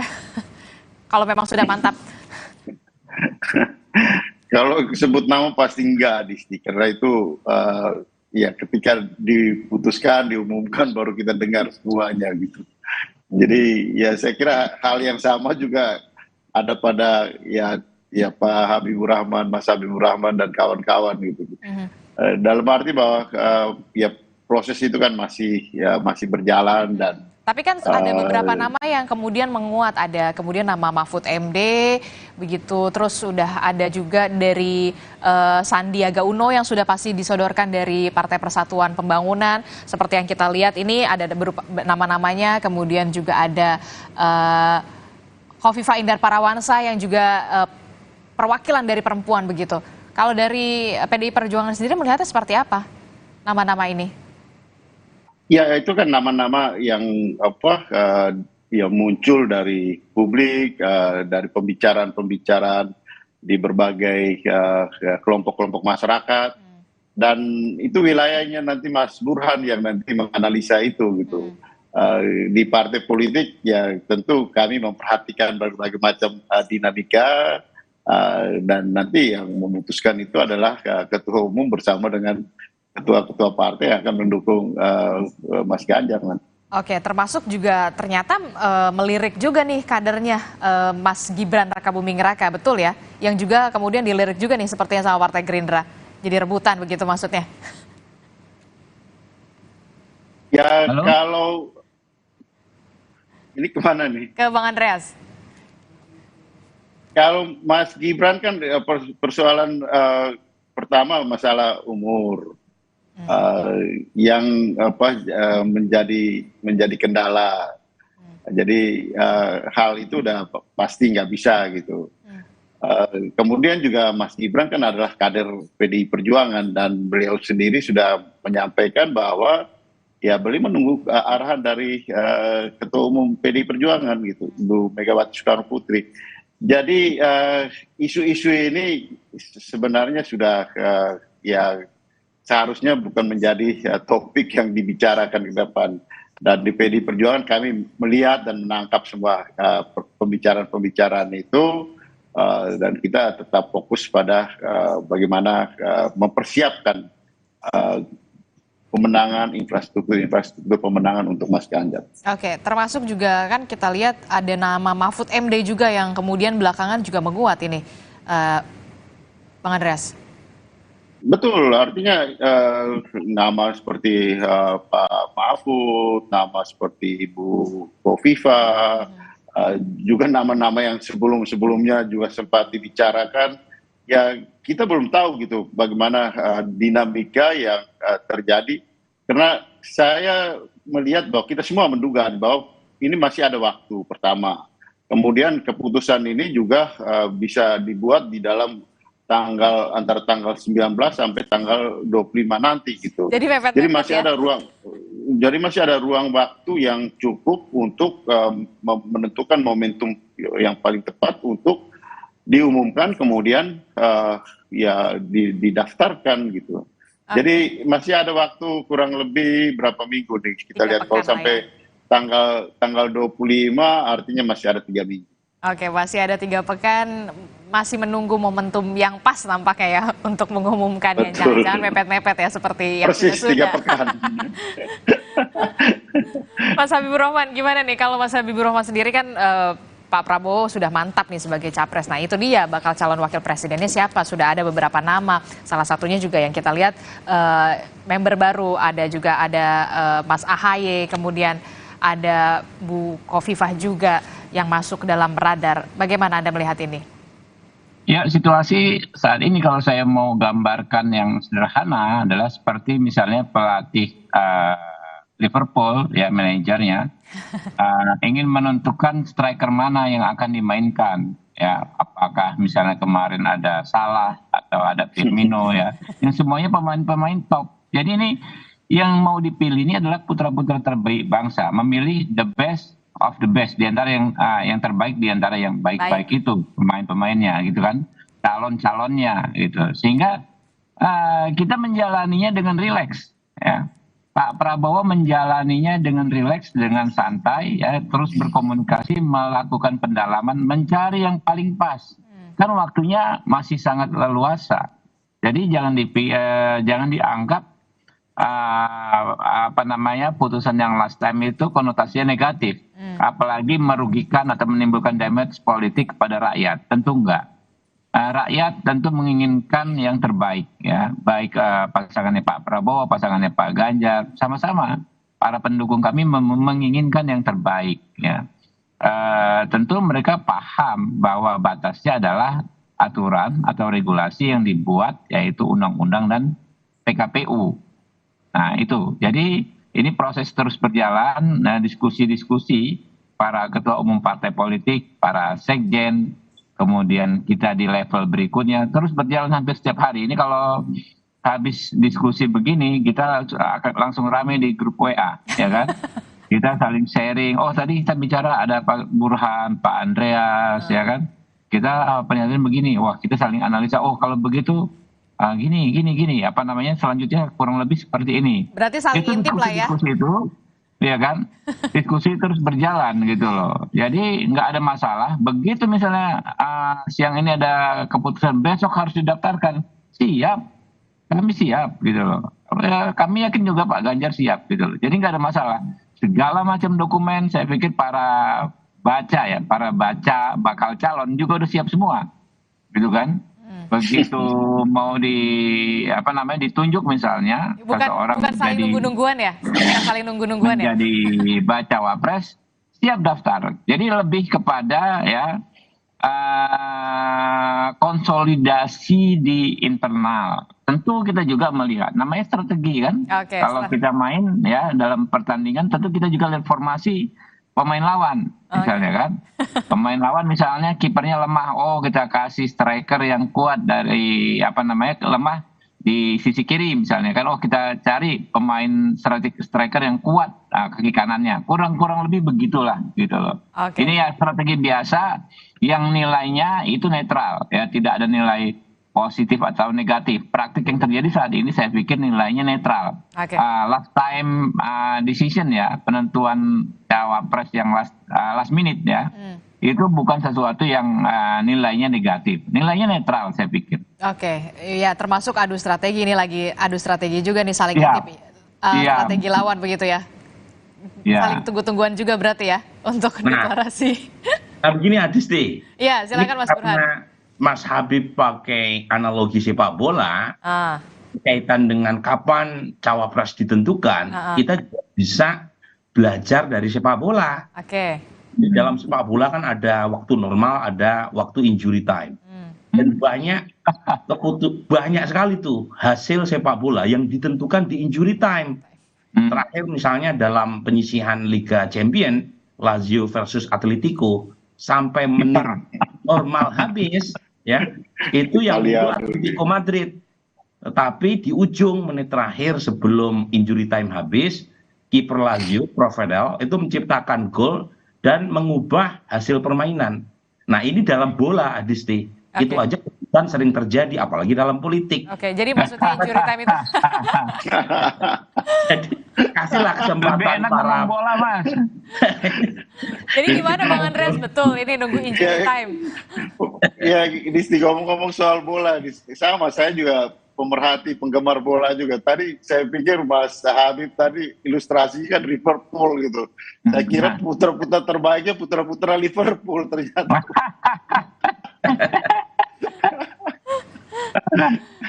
Jadi kalau Mas, silakan Bang Andreas.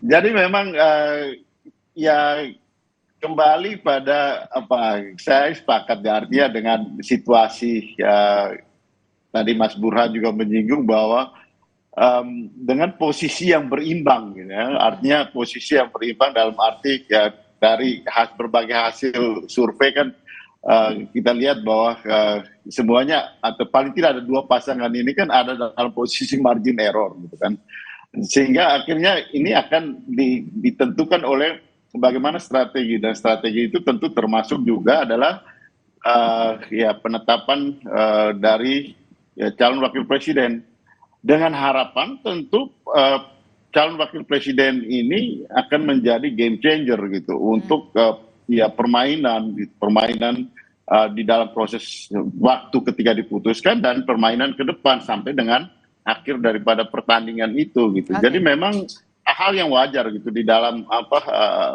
kontestasi sama seperti tadi ilustrasi soal kontestasi di sepak bola, atau juga mungkin kalau kita lihat desainnya di catur, juga di dalam kontestasi pilpres ini hal seperti ini adalah hal yang biasa. Kita lihat juga dalam periode-periode yang kemarin juga proses seperti ini terjadi gitu. Kita memahami betul bahwa masyarakat tentu menghendaki lebih cepat, tapi tidak berarti yang lebih awal diumumkan itu pasti selalu baik gitu.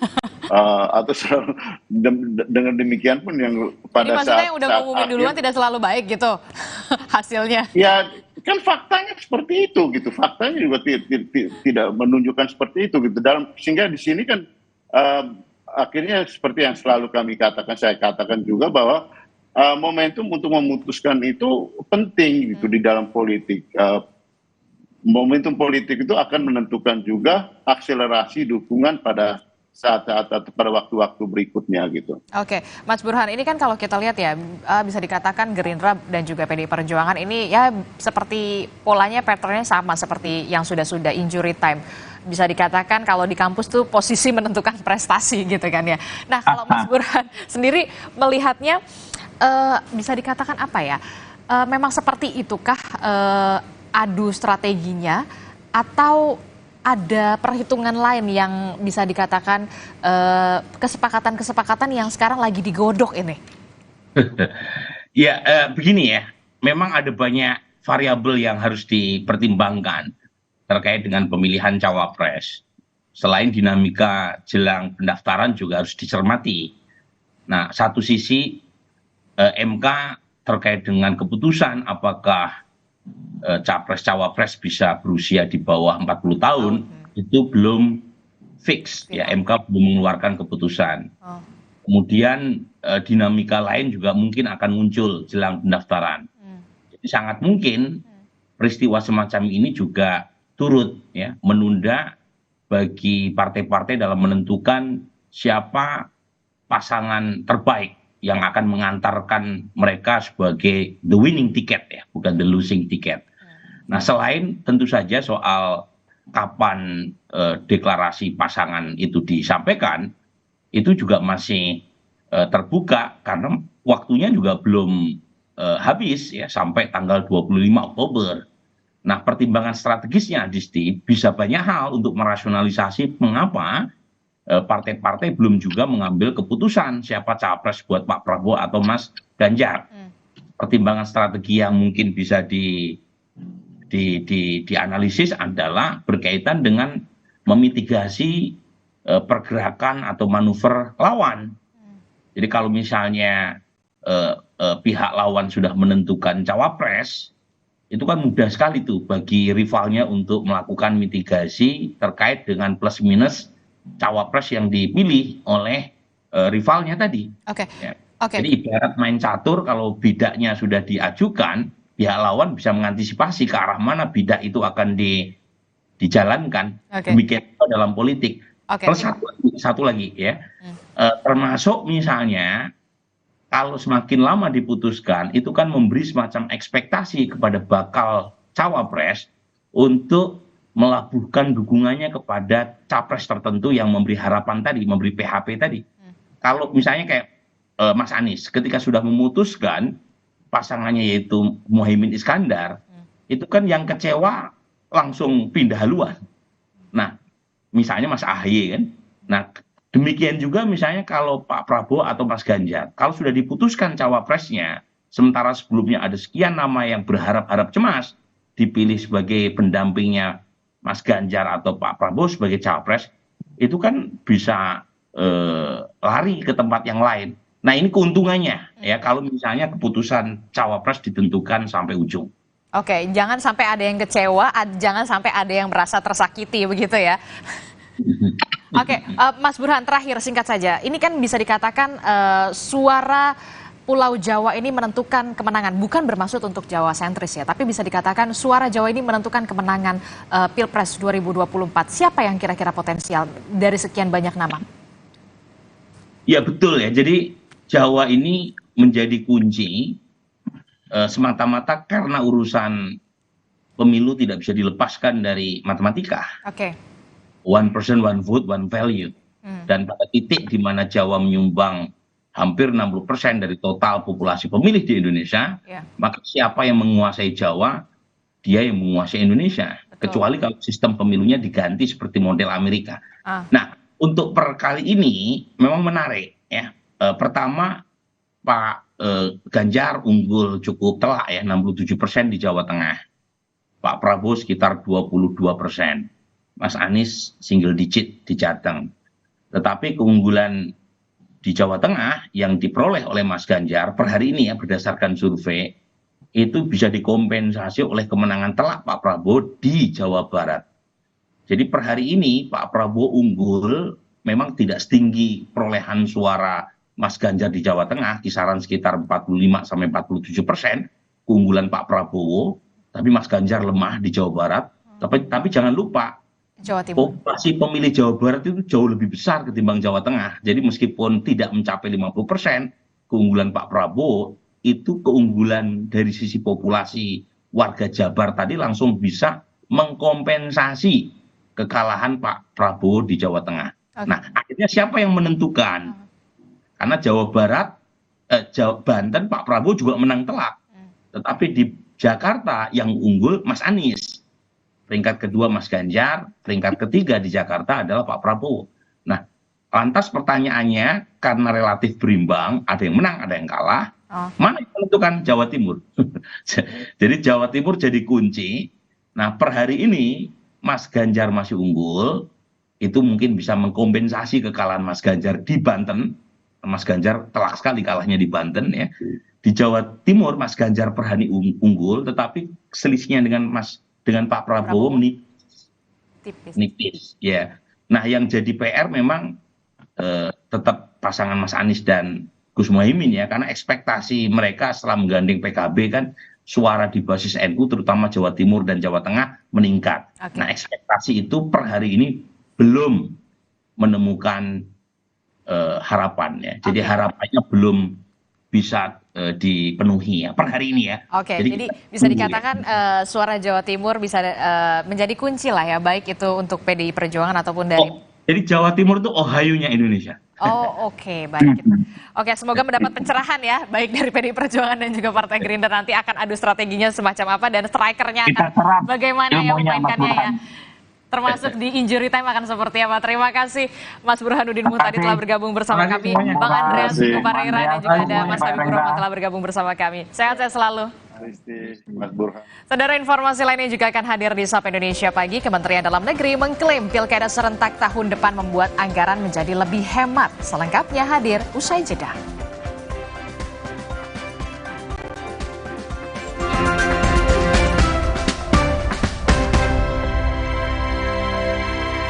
Demi mendapatkan sumber mata air terbaik, Le Mineral melakukan ratusan eksplorasi. Setiap tetesnya mengandung mineral esensial seimbang yang penting untuk tubuh, galon yang selalu baru, dan bebas BPA. Inilah komitmen Le Mineral. Sakit kepala? Minum Paramex. Andalan nih. Paramex cepat kerjanya, gak pakai lama. Cepat redakan sakit kepala, aman sesuai dosis anjuran untuk redakan nyeri. Sakit kepala, Paramex obatnya. Produksi Konimex. Kalau sakit hati, Aduh, Nyeri otot. Segera minum Paramex nyeri otot. Redakan nyeri otot, sendi, dan pegalinu. nyeri otot, Paramex nyeri otot. Produksi Konimex. Le Mineral beda banget, lebih smooth, lebih segar.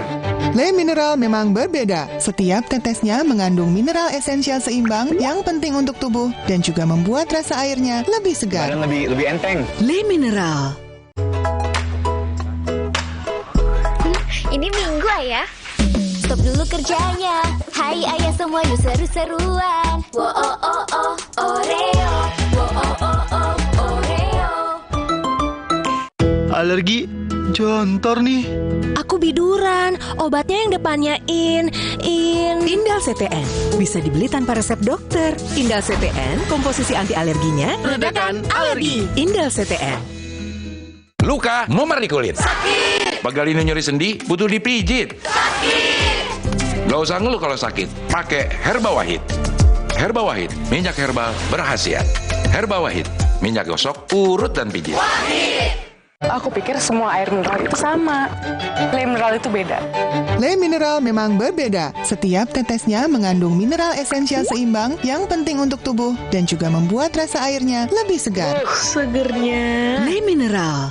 Kopi ABC Klepon, sensasi baru yang culture abis. Kopi dipadu kelapa gurih, manis gula aren dan harum pandan. Praktis, langsung pakai air dingin. Baru, kopi ABC Klepon, rasa legit Nusantara.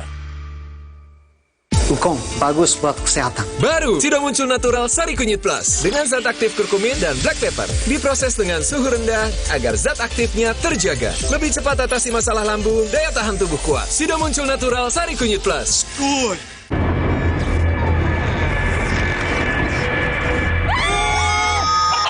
Baru, Misuda Rawit Pingit Ayam Jerit. Satu-satunya di Indonesia dengan rawit asli.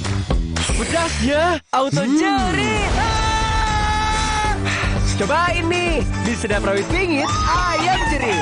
Minyak kenyal, berpadu dengan gurihnya kaldu ayam yang bikin nagih. Sedapnya rawit pingit. Asli rawitnya, bikin jerit sedapnya. Dari Mixfood. Demi mendapatkan sumber mata air terbaik, Le Mineral melakukan ratusan eksplorasi. Setiap tetesnya mengandung mineral esensial seimbang yang penting untuk tubuh, galon yang selalu baru, dan bebas BPA. Inilah komitmen Le Mineral.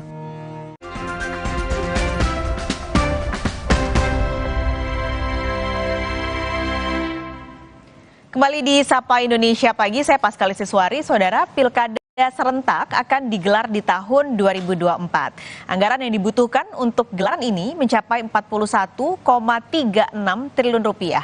Nah, bagaimana mekanisme pendanaan pesta demokrasi dengan anggaran jumbo ini? Pagi ini Sapa Indonesia Pagi sudah bersama Direktur Jenderal Bina Keuangan Daerah Kemendagri, Fatoni.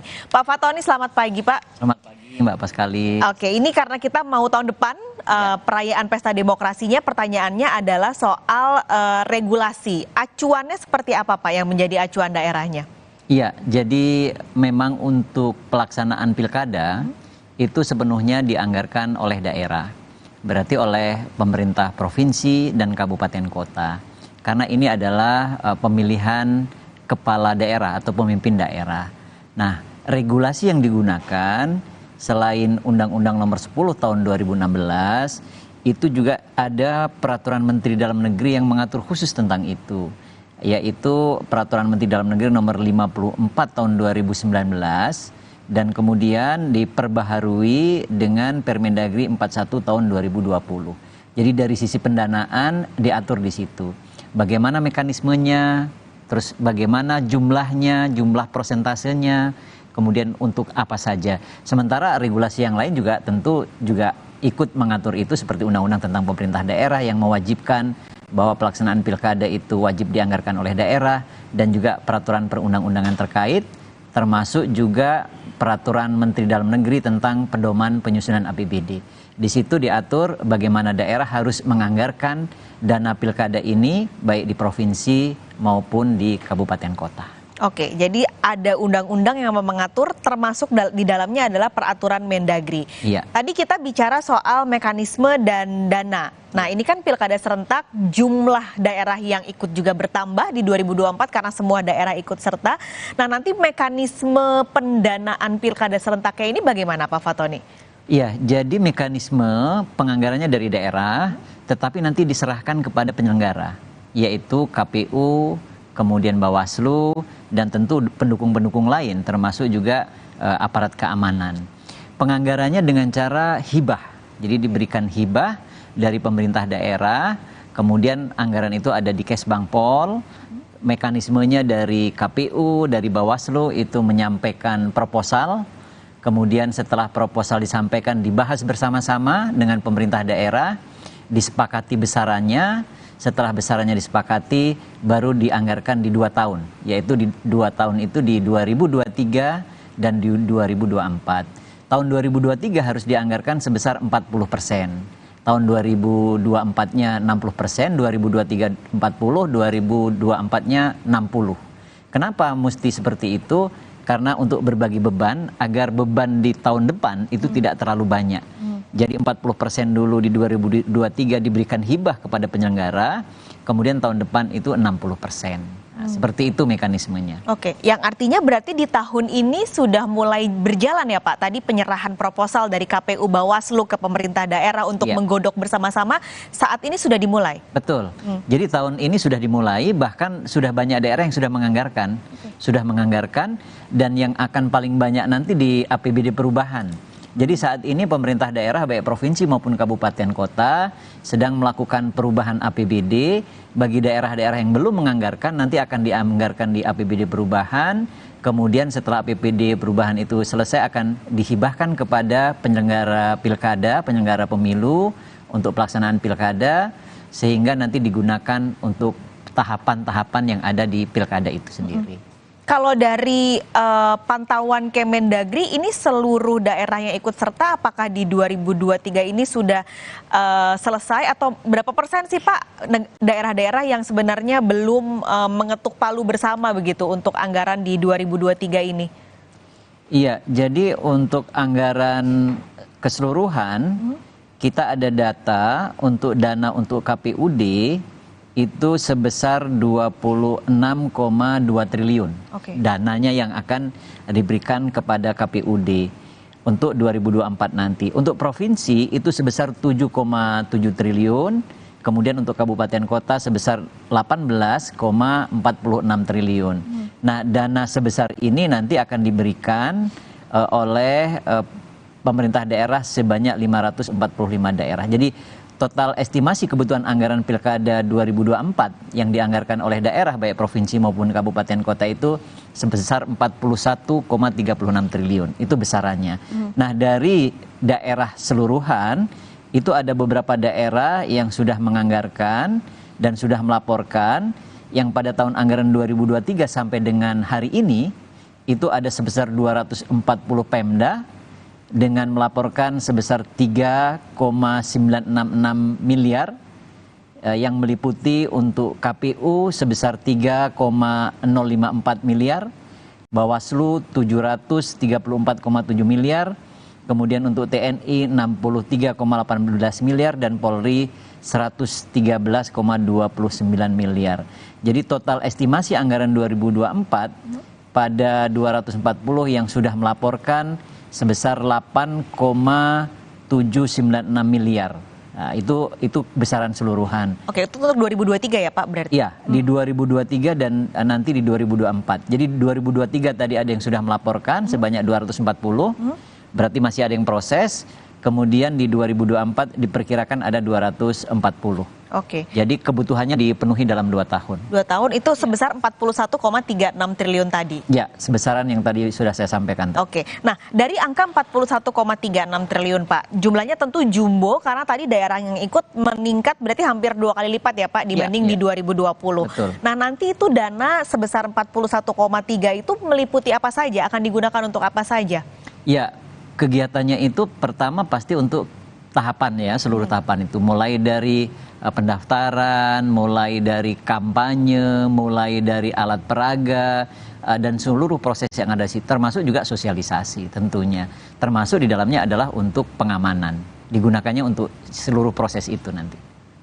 Oke, jadi pendaftaran sampai sosialisasi? Iya. Oke. Sampai sosialisasi sampai akhir, sampai penghitungan suara, sampai terakhir. Sampai kemudian selesai proses itu semua. Jadi digunakan untuk keseluruhan proses itu. Oke, ini nanti berarti sistemnya Pak tadi bentuknya 100% akan hibah ya? Iya, semuanya dalam bentuk hibah. Nah, keuntungan kita dengan pilkada serentak ini, kan seluruh daerah berarti akan menyelenggarakan pilkada, baik provinsi maupun kabupaten kota. Sehingga ada efisiensi. Daerah tidak perlu menganggarkan sendiri-sendiri. Kalau dulu kan ada kabupaten sendiri, pilkada sendiri. Kemudian provinsi nanti di lain waktu ada sendiri. Hari ini dengan adanya provinsi dan kabupaten kota bersamaan, sehingga pengajuan dari KPU, Bawaslu, dan pihak yang terkait ini bisa dibahas untuk cost sharing. Jadi ada pembagian gitu. Oke, sebagian ini kami anggarkan di provinsi, sebagian lagi di kabupaten kota ya. Yang di kabupaten kota tidak usah di provinsi ya gitu. Ini keuntungan dengan adanya pilkada serentak ini. Oke, tapi tadi sistem cost sharing itu, jadi nanti mekanismenya seperti apa Pak? Ini kan karena baru ya Pak ya, di tahun 2024 baru terjadi pertama kali. Boleh cerita sedikit Pak Fatoni, nanti tuh cost sharingnya itu seperti apa sampai bisa melakukan efisiensi yang cukup besar tadi? Iya, jadi provinsi akan membahas itu dengan kabupaten kota, membicarakan bersama, kemudian disepakati bagaimana cost sharingnya, sehingga beban bisa berbagi. Ya, jadi kabupaten kota dan provinsi akan bicara, yang mengkoordinasikan nanti dari provinsi. Oke. Ya. Berarti tapi nanti KPU-nya tetap di KPU provinsi yang akan menentukan atau anggarannya akan dikeluarkan dan diberikan kepada mereka, atau KPU-nya nanti akan tetap terpisah-pisah Pak dari KPU kabupaten, KPU kota itu dipisah-pisah atau tetap di KPU pusat di provinsi tersebut? Jadi karena tahapan ini di masing-masing ada, di kabupaten kota ada, di provinsi ada, maka anggaran itu akan diserahkan kepada KPU masing-masing. Oke. Jadi untuk pilkada provinsi, seperti itu sebenarnya bahasanya. Untuk pilkada provinsi dibiayai oleh provinsi, untuk pilkada kabupaten kota dibiayai oleh kabupaten kota. Namun kan pelaksanaan provinsi ini juga adanya di kabupaten kota. Memilih gubernur ini kan yang memilih juga masyarakat kabupaten kota dan serentak dia. Nah ini kemudian yang lebih murah itu. Oke. Jadi di situ, jadi bisa bersama-sama. Misalnya untuk tenaga gitu kan, tenaga ya terkait dengan pelaksanaan. Kalau terpisah kan berarti pilkada untuk kabupaten kota ada anggaran sendiri, provinsi untuk sendiri. Dengan adanya digabung berarti membayarnya hanya satu, misalnya gitu. Dan proses-proses yang lain banyak hemat dari situ. Oke, itu yang membuat jadi anggarannya bisa ditekan. Bisa ditekan, bisa lebih murah dibandingkan sendiri-sendiri. Dan tentu yang penting Pak, selain efisiensi, transparansi, juga tentu masyarakat berharap di pemilu kali ini bisa benar-benar dananya digunakan seefisien dan seefektif mungkin untuk pemilu pilkada serentak ya Pak, pertama kali di Indonesia tahun 2024. Pak Fatoni, terima kasih banyak sudah berbagi pagi ini di Sapa Indonesia Pagi. Semoga acaranya juga tentu ya lancar Pak sampai nanti di Februari 2024 pilkada kali ini. Ini kita sama-sama dukung, kita sama-sama dorong agar lancar, sukses dan aman. Pesta demokrasi kita bersama yang tidak akan menyelenggarakan. Terima kasih Pak Fatoni sudah bergabung di Sapa Indonesia Pagi. Dan saudara, Sapa Indonesia Pagi masih punya informasi menarik lainnya, jangan kemana-mana.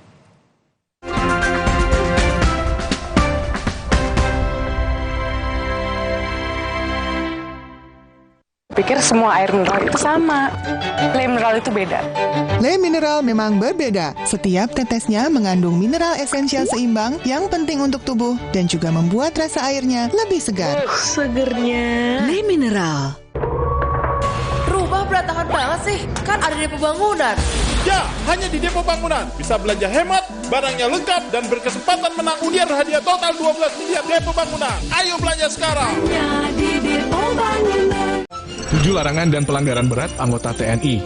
1. Penyalahgunaan senjata api dan amunisi bahan peledak. 2. Penyalahgunaan narkoba, baik sebagai pengedar maupun pengguna. 3. Desersi dan insubordinasi. 4. Perkelahian dengan rakyat antara anggota TNI dan Polri. 5. Pelanggaran susila. 6. Penipuan, perampokan, dan pencurian. 7. Perjudian, backing, illegal logging, dan illegal mining. Patuh hukum dan setia negara adalah Sumpah Tentara Nasional Indonesia. Demi mendapatkan sumber mata air terbaik, Le Mineral melakukan ratusan eksplorasi. Setiap tetesnya mengandung mineral esensial seimbang yang penting untuk tubuh, galon yang selalu baru, dan bebas BPA. Inilah komitmen Le Mineral. Fokus dan kepercayaan diriku sangat diperlukan. Gejala flu seperti bersin-bersin, hidung tersumbat, sakit kepala dan demam, reda dengan Ultra Flu. Ultra Flu, flu reda, lega rasanya. Yuk, sarapan Energen sereal. Aku yang buat ya, Bu. Aku mau vanila. Aku mau yang coklat. Energen, sereal nomor 1 di Indonesia. Terbuat dari gandum Australia, bernutrisi dan mengenyangkan. Kenyang. Alergi jontor nih. Aku biduran, obatnya yang depannya Indal CTN. Bisa dibeli tanpa resep dokter. Indal CTN, komposisi anti alerginya redakan alergi. Indal CTN. Luka, memar di kulit. Sakit. Pegalinu nyeri sendi, butuh dipijit. Sakit. Gak usah ngeluh kalau sakit, pakai Herba Wahid. Herba Wahid, minyak herbal berkhasiat. Herba Wahid, minyak gosok, urut dan pijit. Wahid. Demi mendapatkan sumber mata air terbaik, Le Mineral melakukan ratusan eksplorasi. Setiap tetesnya mengandung mineral esensial seimbang yang penting untuk tubuh, galon yang selalu baru, dan bebas BPA. Inilah komitmen Le Mineral.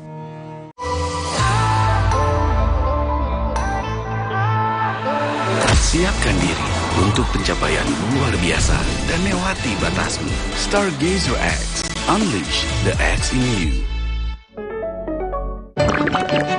Nggak enak? Iya, kayak ada manis-manisnya. Le Mineral memang berbeda. Setiap tetesnya mengandung mineral esensial seimbang yang penting untuk tubuh dan juga membuat rasa airnya lebih segar. Le Mineral.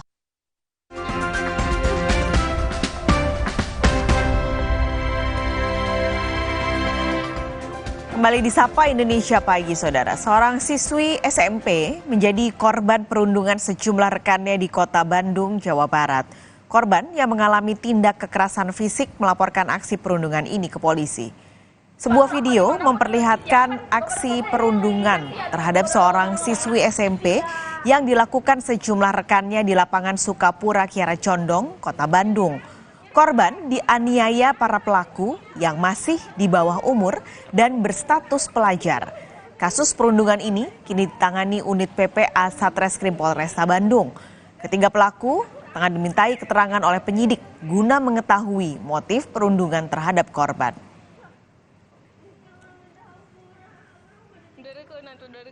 Untuk korban dan pelaku semuanya perempuan. Untuk motifnya masih kita dalami apakah memang karena masalah di sekolah atau masalah pribadi kelompok tersebut. Tapi masih kita proses bersama-sama. Ya. Ada 3 orang pelakunya, yaitu masih di bawah umur juga, yaitu masih SMP dan umur 14 tahun. Dan itu sudah sering atau baru sekali ini aja ketanggal? Masih kita dalami dulu apakah memang ini sudah berulang atau memang baru sekali ini. Pemukulan anak di sebuah kebun bambu di Kabupaten Kuningan, Jawa Barat mencuri perhatian usai video yang sedang Anda saksikan ini beredar luas di media sosial. Kami tidak dapat menayangkan utuh, saudara, karena video mengandung unsur kekerasan dan tidak patut ditiru. Polisi telah menangkap pelaku dan mendalami motif kejadian. Polisi juga sudah memeriksa 4 orang yang ada di dalam video perundungan itu, termasuk korban. 1 anak berusia 17 tahun menjadi tersangka pemukulan, sedangkan 2 lain masih menjalani pemeriksaan. Di pengakuan daripada korban masih ada rasa sakit yang dirasa di seputaran dada. Untuk itu kami bekerja sama dengan pihak medis untuk lebih lanjut menindaklanjuti terkait dengan rasa sakit tersebut. Keluarga korban memutuskan untuk membuat laporan terkait dengan persoalan atau peristiwa tersebut. Dan untuk korban dan pelaku sendiri usianya SMP atau? Jadi untuk yang dapat kami sampaikan, kami tidak dapat memberikan inisial, namun untuk usia daripada si korban itu kurang lebih di 12 tahun untuk si korban, kemudian untuk si pelaku itu di rentang 17 tahun. Kita kini bergeser ke informasi kebakaran hutan dan lahan yang masih terjadi di beberapa titik di wilayah Indonesia. Imbas dari kabut asap karena kebakaran hutan dan lahan, Kota Palembang, Sumatera Selatan kembali menjalani sekolah daring sejak kemarin. Para guru kembali melakukan tata cara pengajaran online seperti saat pandemi COVID-19. Penerapan sekolah secara daring dimulai kemarin di Palembang, menyusul kualitas udara yang sudah masuk level berbahaya. Dampak kabut asap dari kebakaran hutan dan lahan di Sumatera Selatan. Seperti di SMP Negeri 54 Palembang, para guru kembali mempersiapkan materi pengajaran seperti saat pandemi COVID-19 lalu. Di hari pertama penerapan sekolah daring, pihak sekolah menyatakan masih ada siswa yang terkendala ponsel dan juga kuota. Pelaksanaan sekolah daring dari tingkat SD hingga SMP ini bersifat dinamis bergantung pada indeks pencemaran udara di Palembang. Para guru berharap Karhutla bisa segera ditangani sehingga aktivitas belajar mengajar di Palembang bisa kembali normal.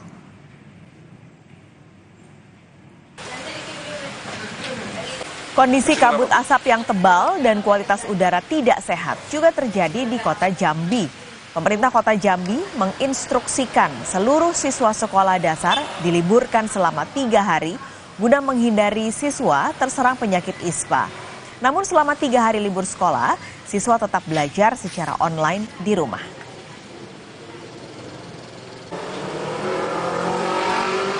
Dan bagaimana kondisi terkini dampak kebakaran hutan dan lahan? Kami sudah terhubung dengan jurnalis Kompas TV. Ada Purwantoro di Palembang, Sumatera Selatan dan Jumadi di Jambi.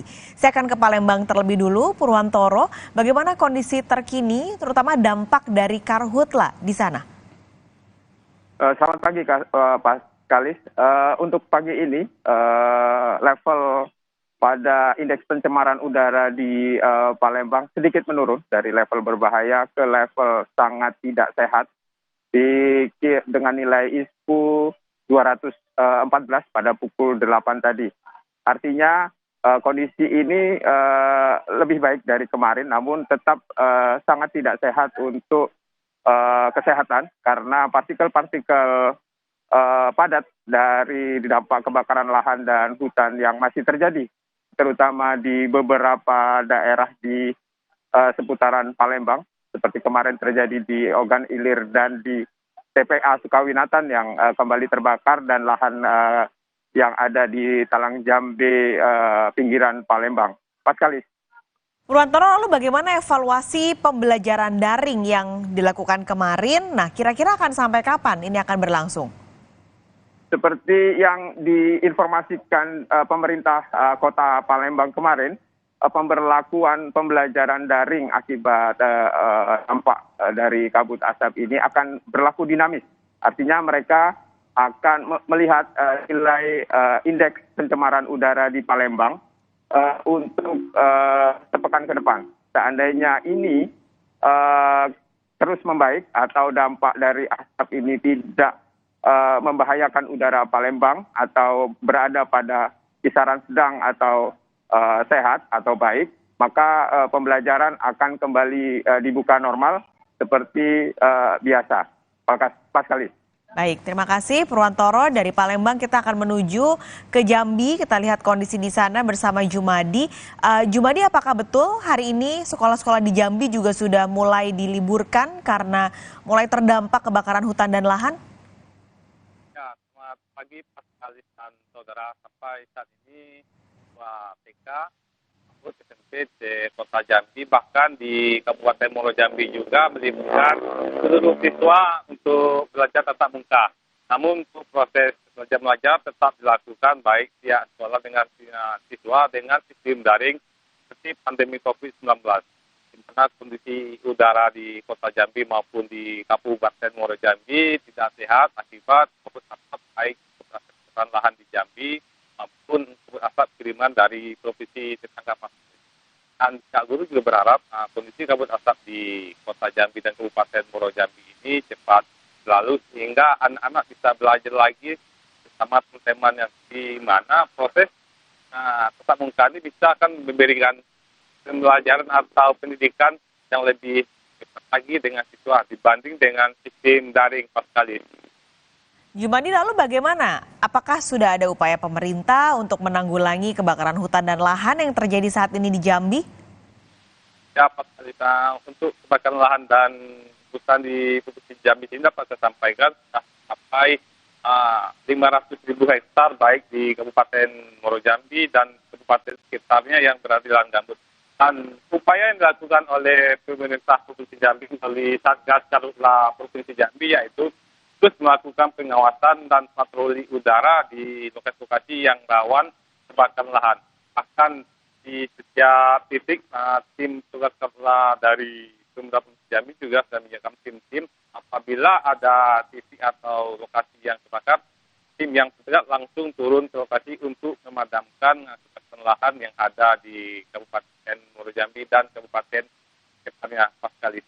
Baik, terima kasih Jumadi melaporkan langsung kondisi dari Jambi dan sebelumnya ada Purwantoro dari Palembang, Sumatera Selatan. Terima kasih teman-teman.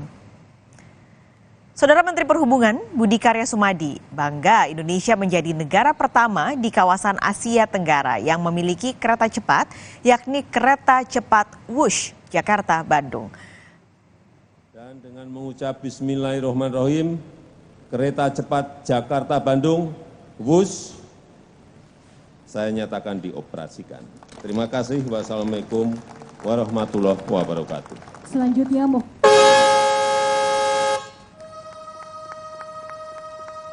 Usai kereta cepat Jakarta-Bandung diresmikan oleh Presiden Senin 2 Oktober lalu, Menteri Perhubungan Budi Karya Sumadi menyebut KCJB merupakan pondasi transportasi kereta cepat yang kini telah direalisasikan pemerintah untuk terus dikembangkan. Hal ini menjadi sebuah pencapaian dalam sejarah perkereta-apian di Indonesia. Dengan kecepatan maksimum 350 km per jam, kini masyarakat Indonesia bisa melakukan perjalanan Jakarta-Bandung hanya dengan waktu 25 menit saja.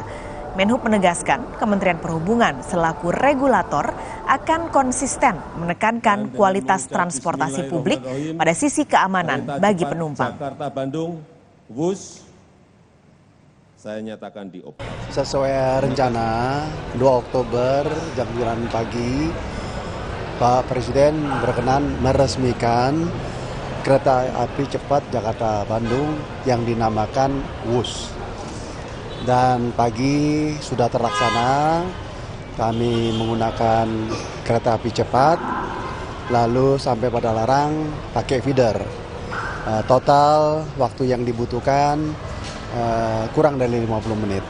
Dan tadi enak, sempat makan di sana dan kembali lagi ke sini dengan waktu sesuai dengan rencana ya jam 1. Kementerian Perhubungan selaku regulator dengan pesan Pak Presiden, hati-hati ya Pak Menteri, lakukan safety is number one.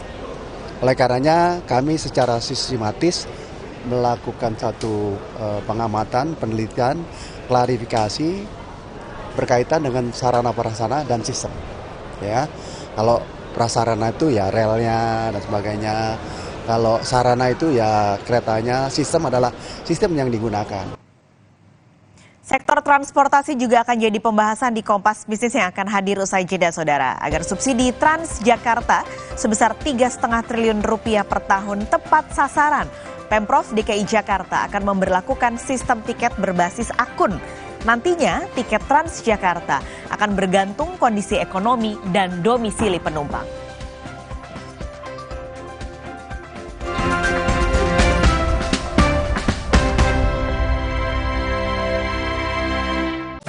Rasa lapar akan kemenangan dan adrenalin yang menggelora demi satu tujuan, menjadi juara. Serap semua semangatnya dalam berita olahraga terkini. Kami akan menyajikan sejumlah informasi olahraga lain dari dalam negeri maupun mancanegara. Akan kami hadirkan untuk Anda. Kompas Sport pada jam-jam berikut live di Kompas TV. Demi mendapatkan sumber mata air terbaik, Le Mineral melakukan ratusan eksplorasi. Setiap tetesnya mengandung mineral esensial seimbang yang penting untuk tubuh, galon yang selalu baru, dan bebas BPA. Inilah komitmen Le Mineral. Ini Minggu Ayah. Stop dulu kerjanya. Hai Ayah semua yuk seru-seruan. Wo oh oh oh Oreo. Wo oh oh oh Oreo. Aqua percaya akan keajaiban alam. Maka kami tidak menggunakan galon sekali pakai. Galon kami disanitasi dengan seksama sebelum diisi ulang. Aqua 100% murni. Oli terus, enaknya terus. Manis asam, cuy. Manis asam, cuy. Manis asam, cuy. Oli terus. Gak nempel di gigi. Slay, olay. Aku pikir semua air mineral itu sama. Le Mineral itu beda. Le Mineral memang berbeda. Setiap tetesnya mengandung mineral esensial seimbang yang penting untuk tubuh dan juga membuat rasa airnya lebih segar. Segernya. Le Mineral.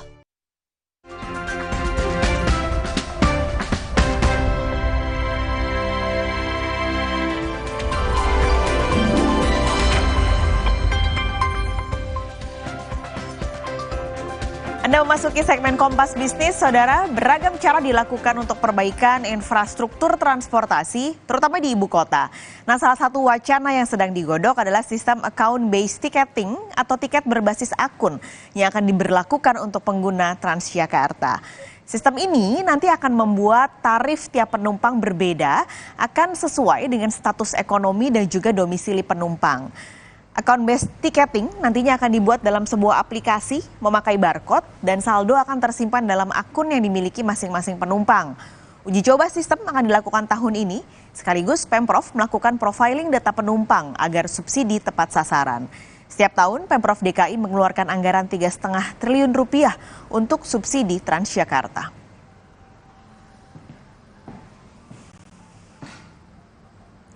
Nah, lalu apakah sistem ini bisa diterapkan di transportasi ibu kota dengan efektif? Pagi ini kita akan berbincang bersama Yayat Supriyatna, pengamat tata kota dan transportasi Universitas Trisakti.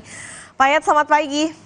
Ya, selamat pagi. Oke, ini ada sebuah mekanisme baru, masih jadi wacana tapi akan diuji coba pada tahun ini untuk sistem account-based ticketing pada transportasi massal di Jakarta. Apakah akan realistis, Pak Yayat? Ya, ini persoalan besar buat kita. Maksud tujuan profiling ini adalah untuk mengurangi subsidi atau berdasarkan kepada kelas ekonomi. Tetapi sebelum sampai ke sana, pihak Dinas Perhubungan minimal satu, dia harus tahu bagaimana sebetulnya pengeluaran rata-rata orang di Jakarta atau di Jabodetabek terkait biaya transportasi. Data menunjukkan bahwa rata-rata terbesar itu adalah 500.000 dalam 1 bulan. Dan rata-rata mereka yang punya penghasilan itu antara 5 sampai 7 juta. Artinya pertanyaannya aja, kalau saat ini subsidinya sebetulnya sudah hampir dikatakan hampir tepat sasaran. Karena rata-rata yang menggunakan angkutan umum di Jakarta itu adalah anak-anak muda semua.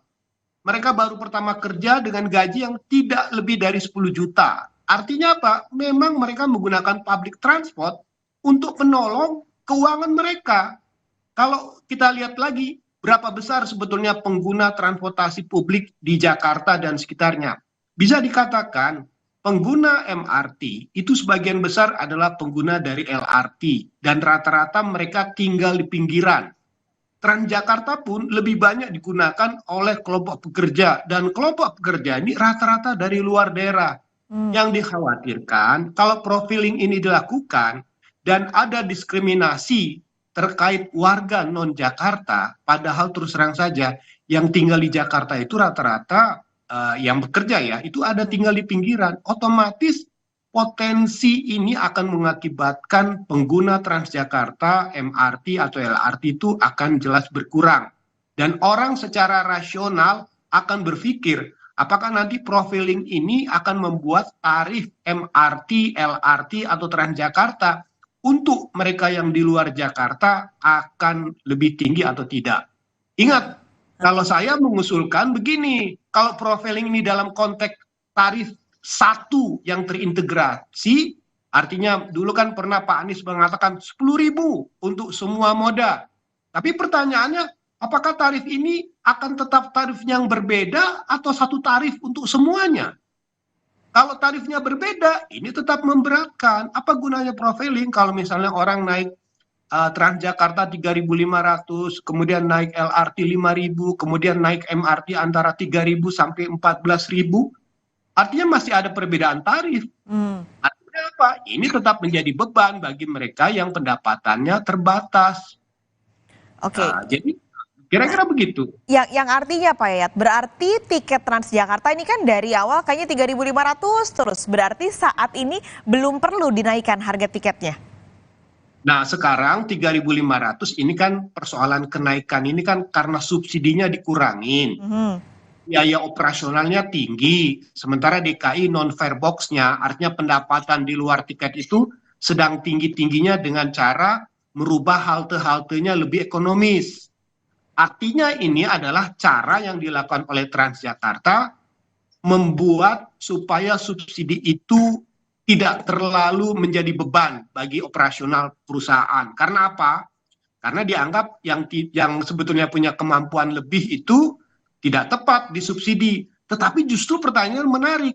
Kalau terjadi profiling, orang-orang yang mampu dan sudah meninggalkan mobilnya di rumah, meninggalkan motornya di rumah, tahu-tahu naik angkutan umum, tahu-tahu dinaikin. Dia bilang ya percuma saya berpindah, ya kan? Mereka sudah berkorban loh untuk meninggalkan mobilnya di rumah, naik public transport, ya kan? Artinya kan subsidi ini tanpa profiling sudah mendorong orang-orang yang lebih mampu untuk berpindah. Kalau mereka bilang, "Ulah saya udah pindah malah tarifnya dinaikin." Nah, jadi bilang, "Wah, coba sama saja," ya kan? Justru keadilan itu dia diminta, pola inilah yang harus menjadi insentif. Yang mau kelompok tidak mampu, mau yang mampu, sama-sama menggunakan public transport. Apalagi kalau mereka yang dari luar Jakarta, bekerja di Jakarta, gajinya UMR, 5 juta, 6 juta, ya kan? Kemudian tiba-tiba tarif mereka naik lagi. Wah, ini terus terang saja, kembali orang akan kembali menggunakan sepeda motor. Karena sepeda motor itulah yang menjadi penyelamat. Harus diketahui, rata-rata pengeluaran warga Jakarta dan Jabodetabek sekitarnya itu untuk public transport antara 300.000 untuk transport ya, antara 300.000 sampai 500.000 rupiah Pertanyaannya, 300.000 sampai 500.000 rupiah mereka gunakan untuk apa? Sebagian besar menggunakan sepeda motor karena bahan bakarnya murah. Dan sebagian menggunakan angkutan umum karena ada subsidi. Tapi kalau misalnya nanti subsidinya dicabut atau dikurangi, tarif angkutan umum makin mahal, mohon maaf, kembali Jakarta akan dibanjiri oleh sepeda motor yang semakin bertambah karena subsidinya dikurangi. Oke, Kang Yayat, menarik ini kalau melihat soal integrasi tadi, karena tentu buat para pengguna kebijakan, pengguna transportasi publik ini akan enak sekali begitu ya, kita satu kali tap biayanya bisa terintegrasi. Masalahnya adalah setiap moda transportasi ini kan unit bisnisnya berbeda nih, yang satu dipegang siapa, yang satu dipegang siapa. Gimana caranya mengintegrasikan ketika unit-unit bisnisnya aja berbeda begitu? Nah, itu yang diminta oleh Pak Jokowi, Pak Presiden. Minta ke Pak Luhut supaya membenahi sistem kelembagaan ini. Karena kalau tidak ada integrasi kelembagaan, tidak ada integrasi tarif. Karena masing-masing biaya operasionalnya berbeda antara Transjakarta, LRT, kemudian juga dengan MRT gitu kan. Jadi kalau misalnya ada integrasi tarif, misalnya dulu isu 10.000 untuk semua moda, tentu kalau didistribusikan ini ada yang mata air dan air mata ya kan. Misalnya MRT kan besar operasionalnya, LRT demikian juga. Nah, komposisi integrasi tarif ini kalau tidak disegerakan tetap akan menimbulkan disparitas. Naik MRT tarif berbeda, LRT berbeda, Transjakarta berbeda. Kalau Transjakarta juga dinaikkan, artinya apa? Pengeluaran untuk biaya transportasinya meningkat. Yang tidak pernah meningkat tuh satu, gaji. Gajinya tuh nggak pernah bertambah, tergantung UMR, tergantung kantor, tergantung kebijakan. Ini transportasi di kita itu, struktur utama penyebabnya mengapa banyak motor, pemborosan di bahan bakar, karena struktur income. Karena mereka gajinya kecil, pilihannya kalau tidak naik motor atau naik public transport. Begitu public transport dinaikkan, mohon maaf sekali lagi, mereka yang bekerja yang selama ini sudah menghemat biaya, tiba-tiba tarifnya naik, otomatis pendapatan mereka akan berkurang karena tergerus oleh biaya transportasi yang cukup mahal. Jadi tujuan dari profiling ini berbasis akun harus dipertegas. Tujuannya satu tiket atau apa? Ini mohon maaf ya, saya bandingkan dengan di Malaysia. Malaysia itu ada My 50 and My 100. Artinya ada 50 ringgit sampai 100 ringgit yang diberikan oleh pemerintah untuk menggunakan semua moda transportasi kepada masyarakat yang tercatat, terregistrasi untuk disubsidi. Kalau mereka kurang, mereka boleh menambah. Artinya namanya sudah, Anda dapat jatah sekian, gunakan itu untuk public transport. Di kita kan tidak.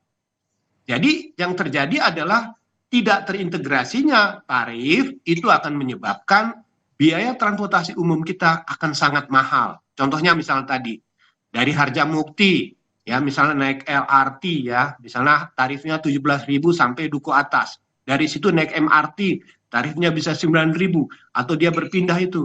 Nah, perpindahan-perpindahan itu disertai dengan tarif yang berbeda, akumulasinya cukup besar loh.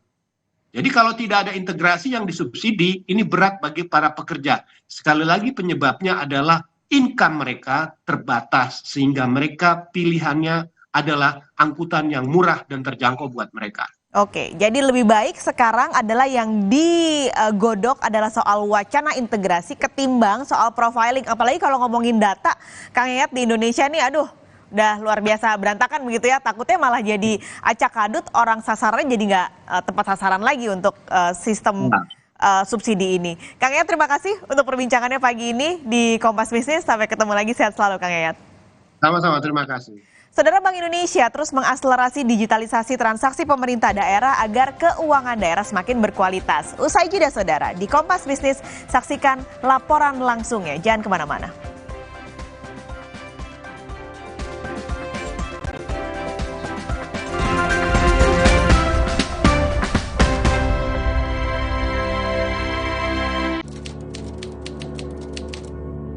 Kalau menurut gue, mending pilih nomor 1. Karena itu yang paling banyak dipilih orang. Kalau menurut gue sih ya, kayaknya nomor 2 deh. Soalnya kayaknya tuh nggak ribet dan lebih populer gitu loh. Ya udah, saya pilih yang cekatan, Pak. Cepat! Suci Bartarsyo, calon bos di Kompas TV. Demi mendapatkan sumber mata air terbaik, Le Mineral melakukan ratusan eksplorasi. Setiap tetesnya mengandung mineral esensial seimbang yang penting untuk tubuh, galon yang selalu baru, dan bebas BPA. Inilah komitmen Le Mineral. Ini Minggu Ayah. Stop dulu kerjanya. Hai Ayah semua yuk seru-seruan. Wo oh oh oh Oreo. Wo oh oh oh Oreo. Aqua percaya akan keajaiban alam. Maka kami tidak menggunakan galon sekali pakai. Galon kami disanitasi dengan seksama sebelum diisi ulang. Aqua 100% murni. Kalah, lapar sih. Aha, Roma Makis Abon aja. Ekstra abon, ekstra abon, ekstra energi. Roma Makis, banyak rasa, siap asik lagi. Sekarang isi 3 lebih banyak. Mau mie. Tenang, kan ada mie oven. Pilihan lebih sehat. Produksinya di oven, bukan digoreng. Mie-nya kenyal, rasanya lebih enak. Enak. Mie oven, sehat, enak lagi. Le Mineral beda banget, lebih smooth, lebih segar. Le Mineral memang berbeda. Setiap tetesnya mengandung mineral esensial seimbang yang penting untuk tubuh dan juga membuat rasa airnya lebih segar. Dan lebih enteng. Le Mineral.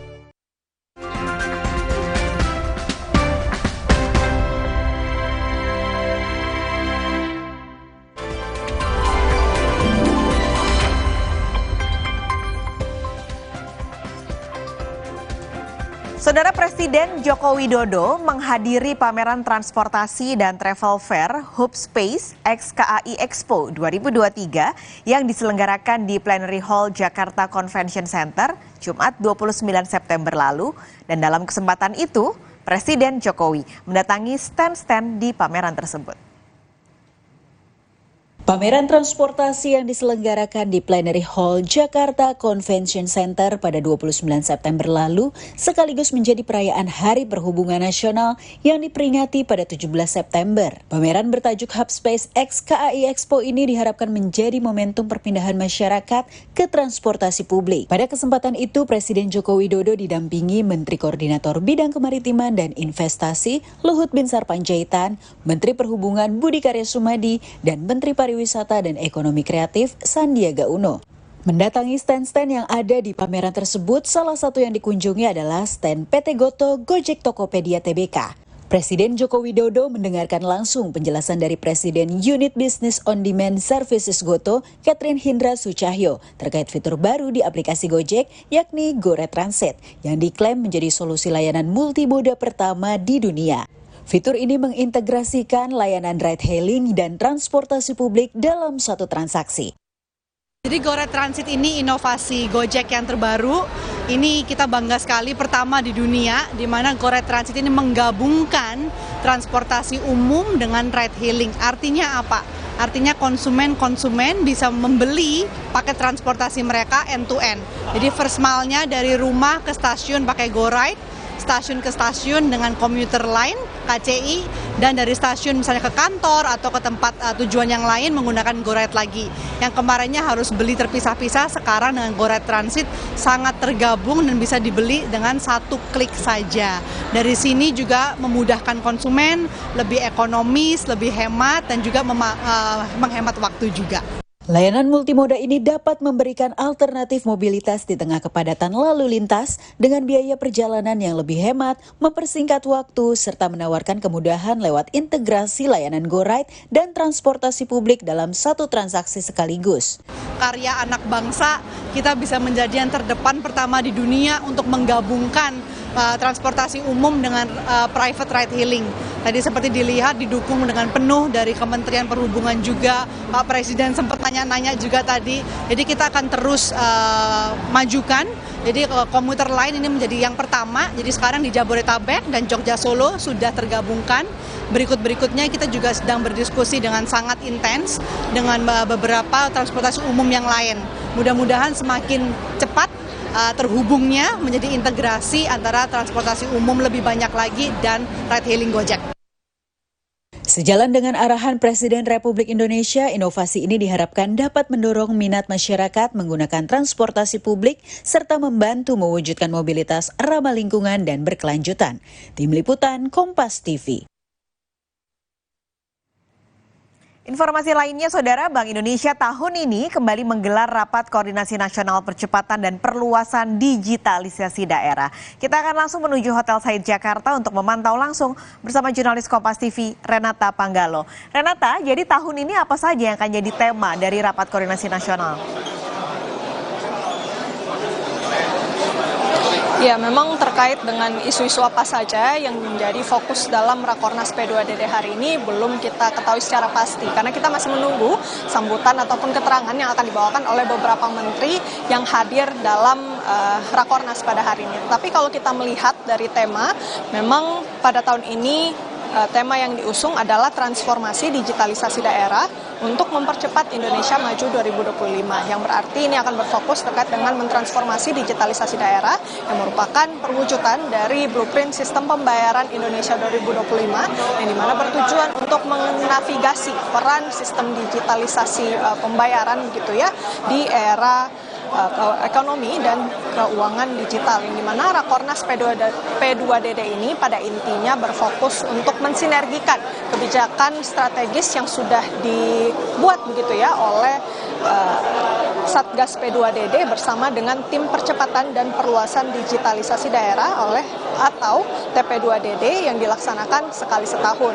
Ini adalah tahun kedua Rakornas P2DD ini diselenggarakan. Lantas apa saja yang menjadi poin penting? Mari kita dengarkan ataupun kita pantau langsung sambutan dari Menteri Keuangan Sri Mulyani berikut ini. Diberi pujian nggak tepuk tangan untuk diri sendiri. Salah satu tentu saja yang mendukung untuk terusnya pemulihan dan pertumbuhan ekonomi di Indonesia adalah pembangunan ekonomi digital dan infrastruktur digital. Dan tentu saja fokus pembangunan Indonesia terutama APBN di bidang peningkatan kualitas sumber daya manusia. Karena infrastruktur digital dan infrastruktur hard infrastruktur lainnya hanya akan memberikan peningkatan produktivitas apabila ditunjang oleh kualitas sumber daya manusia yang baik. Transformasi ekonomi yang inklusif dan berkelanjutan tentu merupakan sesuatu yang harus didukung, termasuk menggunakan instrumen yang sangat penting di daerah, yaitu APBD. Dari evaluasi atas kinerja pengelolaan keuangan daerah menunjukkan bahwa kondisi belum selaras antara perencanaan penganggaran pusat dan daerah, sehingga sering kita melihat APBN dan APBD belum berjalan secara sinkron dan optimal. Untuk itu, dari sisi legislasi kita telah menyelesaikan perundang-undangan di dalam rangka untuk meningkatkan koordinasi antara APBN dan APBD dari sisi kebijakan fiskal, yaitu melalui Undang-Undang Nomor 1 Tahun 2022 mengenai hubungan keuangan antara pemerintah pusat dan pemerintah daerah, atau sering disebut dan dikenal sebagai Undang-Undang HKPD. Salah satu tujuan dari undang-undang ini adalah mengharmoniskan belanja pusat dan daerah dan meningkatkan sinergi kebijakan fiskal pusat dan daerah.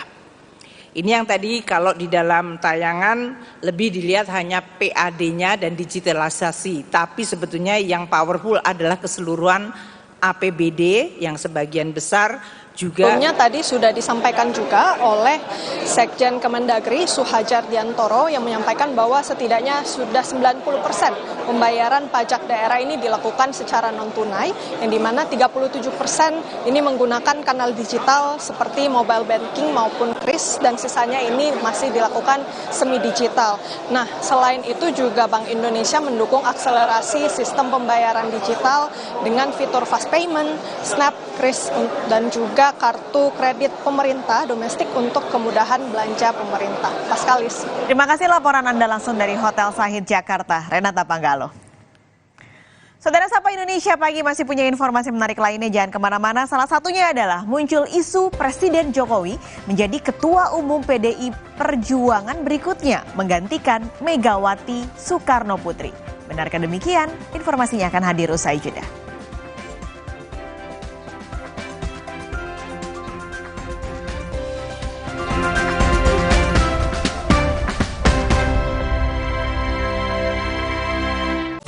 Rasa lapar akan kemenangan dan adrenalin yang menggelora demi satu tujuan, menjadi juara. Serap semua semangatnya dalam berita olahraga terkini. Kami akan menyajikan sejumlah informasi olahraga lain dari dalam negeri maupun mancanegara. Akan kami hadirkan untuk Anda. Kompas Sport pada jam-jam berikut live di Kompas TV. Kakek mau yang itu juga dong. Tapi gigi kakek. Gak usah khawatir. Poliden adhesif membuat Anda bebas nikmati setiap gigitan dengan kuat dan cegah terperangkapnya sisa makanan. Poliden Cleanser, bunuh bakteri lebih kuat dari pasta gigi. Tabungan BTN Bisnis menawarkan solusi perbankan tanpa batas untuk pertumbuhan bisnismu kini dan nanti. BTN Bisnis, dukungan lengkap untuk bisnis tumbuh besar. Buka tabungan BTN Bisnis sekarang. Aqua percaya akan kebijaksanaan dan keajaiban alam. Aqua berasal dari 19 gunung terpilih. Sumber airnya disaring alami oleh berlapis-lapis bebatuan pelindung yang kaya kandungan mineral alami. Sehingga Aqua terasa dingin tanpa didinginkan. Jelaskan kalau tak semua air itu Aqua 100% murni. Rasa gigi ngilu kalau minum dingin, terus kondisi gigi sensitif. Jika dibiarkan lebih lama, ada kemungkinan untuk memburuk. Sensodyne memberikan perlindungan hingga 24 jam. Saya merekomendasikan Sensodyne untuk perawatan gigi ngilu. Baru isi perut, udah kosong lagi. Dikit-dikit, lapar. Barusan jajan, tapi masih lapar. Dikit-dikit, lapar. Sari Gandum dengan gandum utuh dan krim coklat lezat bikin kenyang lebih lama. Sari Gandum, seenak itu, sekenyang itu.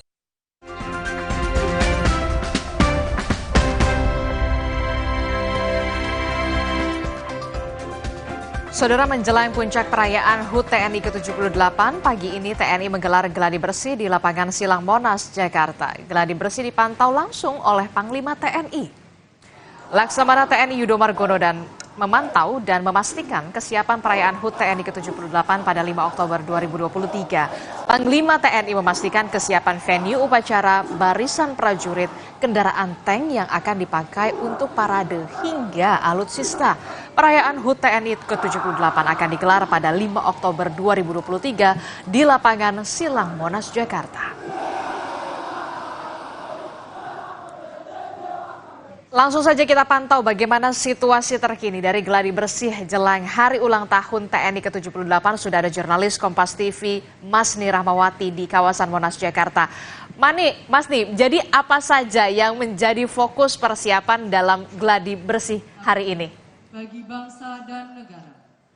Iya, Adisti dan juga saudara, untuk saat ini gladi bersih untuk upacara puncak perayaan HUT TNI ke-78 masih dilaksanakan dan masih berlangsung.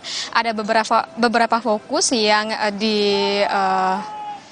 dilihat pada gladi bersih untuk puncak perayaan HUT TNI ke-78 pada tanggal 5 Oktober. Itu tadi dari Panglima TNI Yudo Margono menyebutkan bahwa ada beberapa maksud kami dari Panglima TNI Yudo Margono tadi memantau bagaimana kesiapan venue dan juga bagaimana baris berbarisnya para prajurit serta alutsista, dan juga saat ini pun masih ada dilaksanakannya gladi bersih. Barusan saja itu gladi bersih untuk terjun payung ini juga menjadi perhatian bagi Panglima TNI Yudo Margono. Dan tadi gladi bersih dimulai sejak pukul 7 lewat dan hingga saat ini masih dilaksanakan, di mana tadi diawali dengan upacara gladi bersih upacara dan dilanjutkan dengan penampilan atau gladi bersih untuk penampilan penerjun payung dan juga penampilan-penampilan dari prajurit yang akan defile pada 5 Oktober tahun 2023. Kemarin pun telah dilakukannya gladi bersih untuk dari pesawat tempur yang akan memeriahkan puncak perayaan HUT TNI ke-78 dan juga selain defile dan juga pesawat tempur yang akan ditampilkan, dan juga tadi baru saja dilaksanakannya gladi bersih untuk terjun payung, dan juga nanti akan ada parade dari kendaraan-kendaraan seperti kendaraan taktis, kendaraan barakuda dan juga tank amfibi dan kendaraan tempur lainnya. Hingga saat ini untuk gladi bersih masih dilakukan dan juga masih dipantau oleh Panglima TNI Yudo Margono. Adisti. Ya, tentu saja ini menjadi bisa dikatakan penampilan yang menarik dari pagelaran HUT TNI ke-78 ini yang akan diselenggarakan pada tanggal 5 Oktober. Nah, apakah nanti akan ada skenario-skenario khusus yang akan dilakukan, utamanya soal rekayasa arus lalu lintas di sana, Mas Ni? Iya, untuk pengamanan rekayasa lalu lintas mungkin akan dilakukan, di mana untuk dari puncak perayaan HUT TNI ke-78 ini memang dilaksanakan di lapangan Silang Monas. Memang kita ketahui bahwa ini merupakan jalan yang banyak dilalui oleh masyarakat. Tentunya akan ada pengamanan dan juga akan ada bagaimana nanti rekayasa lalu lintas, di mana untuk dari puncak perayaan ini juga akan dihadiri langsung oleh Presiden Joko Widodo, dari Menteri Kabinet dan juga dari jajaran dari TNI, dan ini memang perlu adanya pengamanan khusus dan juga bagaimana nanti rekayasa lalu lintas yang akan diberlakukan di sekitaran Jalan Medan Merdeka, baik itu dari Jalan Medan Merdeka Barat, Timur, Utara juga Selatan. Nanti akan kita nantikan bagaimana bentuk dari pengamanan dan juga rekayasa lalu lintas yang akan dilakukan pada tanggal 5 Oktober 2023. Adisti. Baik, terima kasih informasinya jurnalis Kompas TV Masni Rahmawati melaporkan langsung dari kawasan Silang Monas, Jakarta. Kita ke informasi selanjutnya, Saudara. Ketua DPC PDI Perjuangan Kota Solo Afex Hadi Rudiatmo setuju jika Presiden Joko Widodo menjadi Ketua Umum PDI Perjuangan berikutnya menggantikan Megawati Soekarnoputri.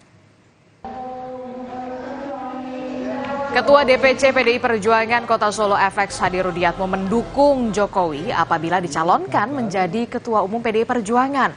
Rudi yakin Jokowi ini mampu memimpin PDI Perjuangan dengan baik, apalagi dengan pengalaman Jokowi memimpin Indonesia selama hampir 10 tahun, Saudara. Namun Rudi mengingatkan semua keputusan soal Ketua Umum ini tergantung dari Kongres PDI Perjuangan. Setuju kandhani, pokoknya sing kader PDI Perjuangan diusulkan oleh siapapun berarti punya potensi.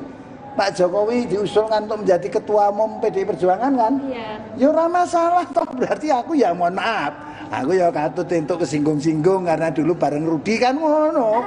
Memanage 270 juta lebih. Itu aja merdeka nyaman kok. Anak PDI Perjuangan hanya 140 juta gitu aja, kan ya lebih nyaman loh. Tapi semua keputusan itu ada di Kongres. Sementara itu, Ketua DPP PDI Perjuangan Puan Maharani memastikan figur yang namanya masuk dalam radar Cawapres pendamping Ganjar memiliki kesempatan yang sama. Puan meminta yang masuk namanya jadi kandidat Cawapres Ganjar bersiap-siap. Puan Maharani menegaskan hingga kini PDI Perjuangan masih mempertimbangkan sejumlah nama untuk menjadi pendamping Ganjar, termasuk melihat rekam jejak mereka. Puan pun meminta figur yang namanya sempat masuk dalam kandidat untuk mendampingi Ganjar sebagai bakal calon wakil presiden agar bersiap-siap.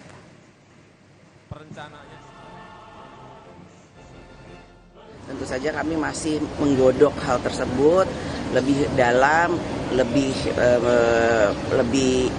yakin kira-kira yang mana setelah melihat track record mereka dan bagaimana kemudian kalau digabungkan dengan Mas Ganjar, dan waktunya kan masih ada waktu sampai 19 Oktober, jadi ya yang ada namanya siap-siap aja, semua punya kesempatan yang sama. Sementara bakal calon presiden Koalisi Indonesia Maju Prabowo Subianto hanya angkat jempol saat ditanya peluang berduet dengan Ganjar Pranowo di Pilpres 2024. Prabowo bilang dengan siapapun oke, selama Indonesia bisa terus maju. Hal ini diungkap Prabowo usai menghadiri peringatan Hari Kesaktian Pancasila di kawasan Lubang Buaya Cipayung, Jakarta Timur pada Minggu siang. Menurut Prabowo, Ganjar bagus, namun yang lebih penting Indonesia semakin maju. Pak Prabowo bagaimana? Ini artinya apa, Pak? Artinya apa, Pak? Pak, apakah ini simbol oke, Pak? Tutup bacanya. Oke. Semua oke. Dengan Ganjar maju terus. Dengan Ganjar berarti oke juga, Pak? Yang penting Indonesia. Kalau kemarin dengan pertemuan dengan Indonesia maju. Oke, terima kasih. Sementara itu, bakal calon presiden Anies Baswedan enggan menjawab saat dimintai penjelasan soal kritiknya tentang proyek strategis nasional atau PSN yang ia sebut titipan.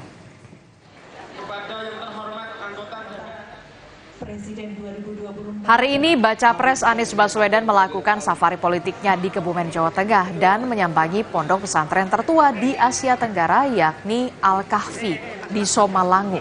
Usai acara, saat disinggung wartawan terkait kritikannya tentang proyek strategis nasional atau PSN yang jadi titipan, Anies enggan menjawab dan berjalan meninggalkan wartawan. Kritik Anies soal proyek strategis nasional ini disampaikan dalam Rakornas pertama Partai Masyumi di Jakarta. Sama, insya Allah menjadi bekal dalam perjuangan ke depan. Dan saya bisa sampaikan juga terima kasih agar Pondok Al-Falah ini menyambut secara amat luar biasa. Kita statement PSN titipan itu, oke, cukup. Titipan itu untuk PSN mana saja, Pak, kalau boleh tahu, Pak? Sudah ada, Pak, salah satunya, Pak. Salah satunya, Pak. Oke.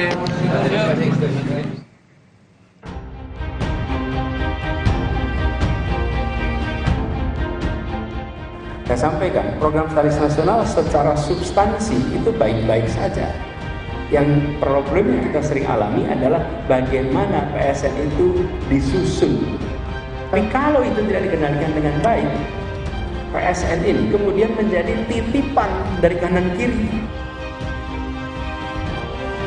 Presiden Joko Widodo angkat bicara soal kritik dari bakal capres Koalisi Perubahan Anies Baswedan yang bilang ada titipan kanan-kiri di proyek strategis nasional.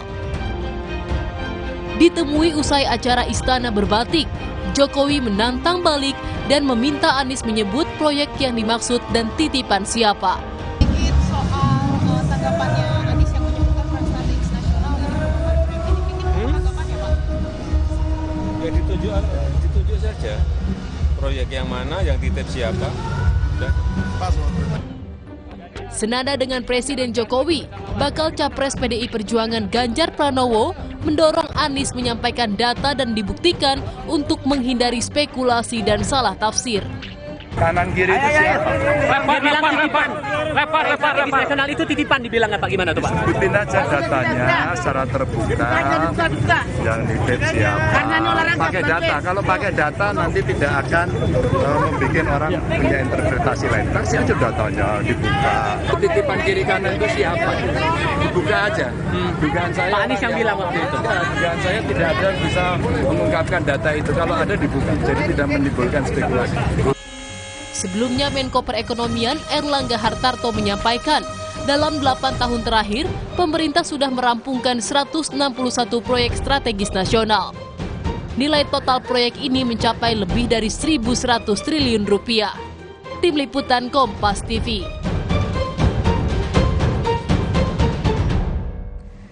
Saudara, informasi penting dan juga menarik lainnya masih akan kami hadirkan. Jadi tetaplah bersama kami di Sapa Indonesia Pagi.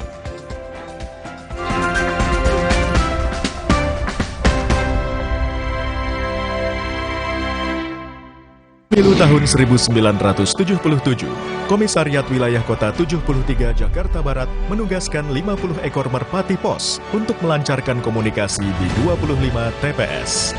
Dalam penerbangan uji coba, seluruh 12 burung yang ditugaskan berhasil sampai ke tujuan dengan hanya kehilangan satu dokumen dalam perjalanan.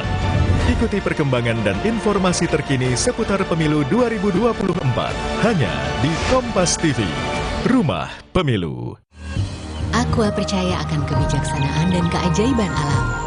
Aqua berasal dari 19 gunung terpilih.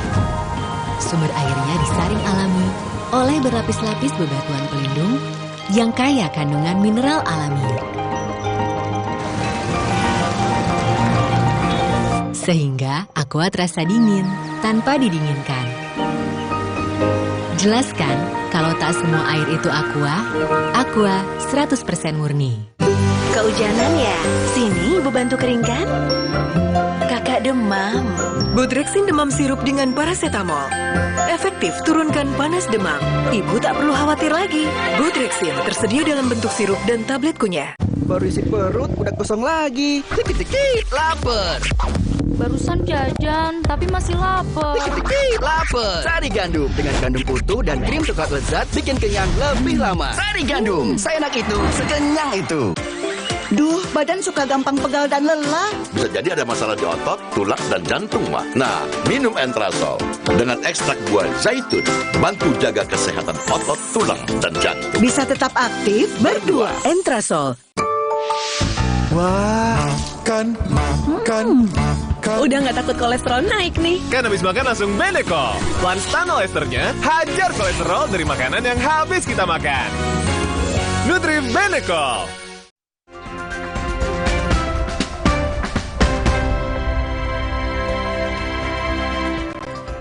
Kita sampai di bagian akhir Sapa Indonesia Pagi. Ada informasi saudara soal seorang pengendara sepeda motor yang tancap gas karena dikejar 2 ekor kerbau yang lepas dari kandangnya. Kejadian ini terekam CCTV dan viral di media sosial.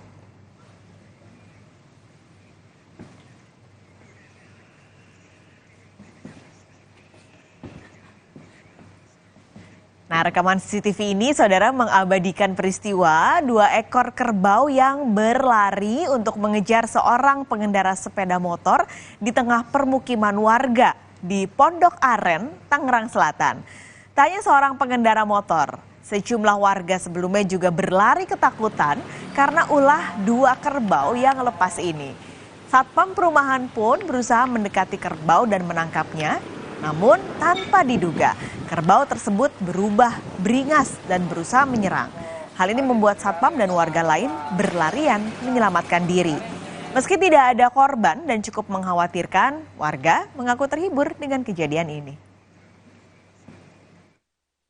Nggak sengaja juga sih, kebetulan kami pulang dari sholat subuh dari masjid. Ya setelah pulang dari sholat masjid, mampir di pos ini sebentar ngobrol-ngobrol sama security yang jaga. Nah pas kita lagi ngobrol-ngobrol dengan security yang jaga itu, tiba-tiba dari arah masjid yang tadinya kita sholat itu, ada muncul 2 ekor kerbau yang kita sempat panik juga waktu itu. Ini kebo beneran apa kebo apaan ini kok pagi-pagi subuh kayak gini keluar kerbau kayak gitu ya. Ya itu dia tadi yang menjadi pertanyaan, ada masalah apa pria itu sampai dikejar-kejar kerbau ya? Jadi lebih milih dikejar utang atau dikejar kerbau? Dikejar kerbau aja deh. Dan informasi tadi saudara, jadi hati-hati ya, itu karena terjadi di Tangerang Selatan loh, dekat rumah saya. Nah itu dia, jangan sampai kamu ada masalah juga sama kerbau. Nah, baik-baik ya, jadi baik-baik sama tetangga dan juga sama kerbau berarti.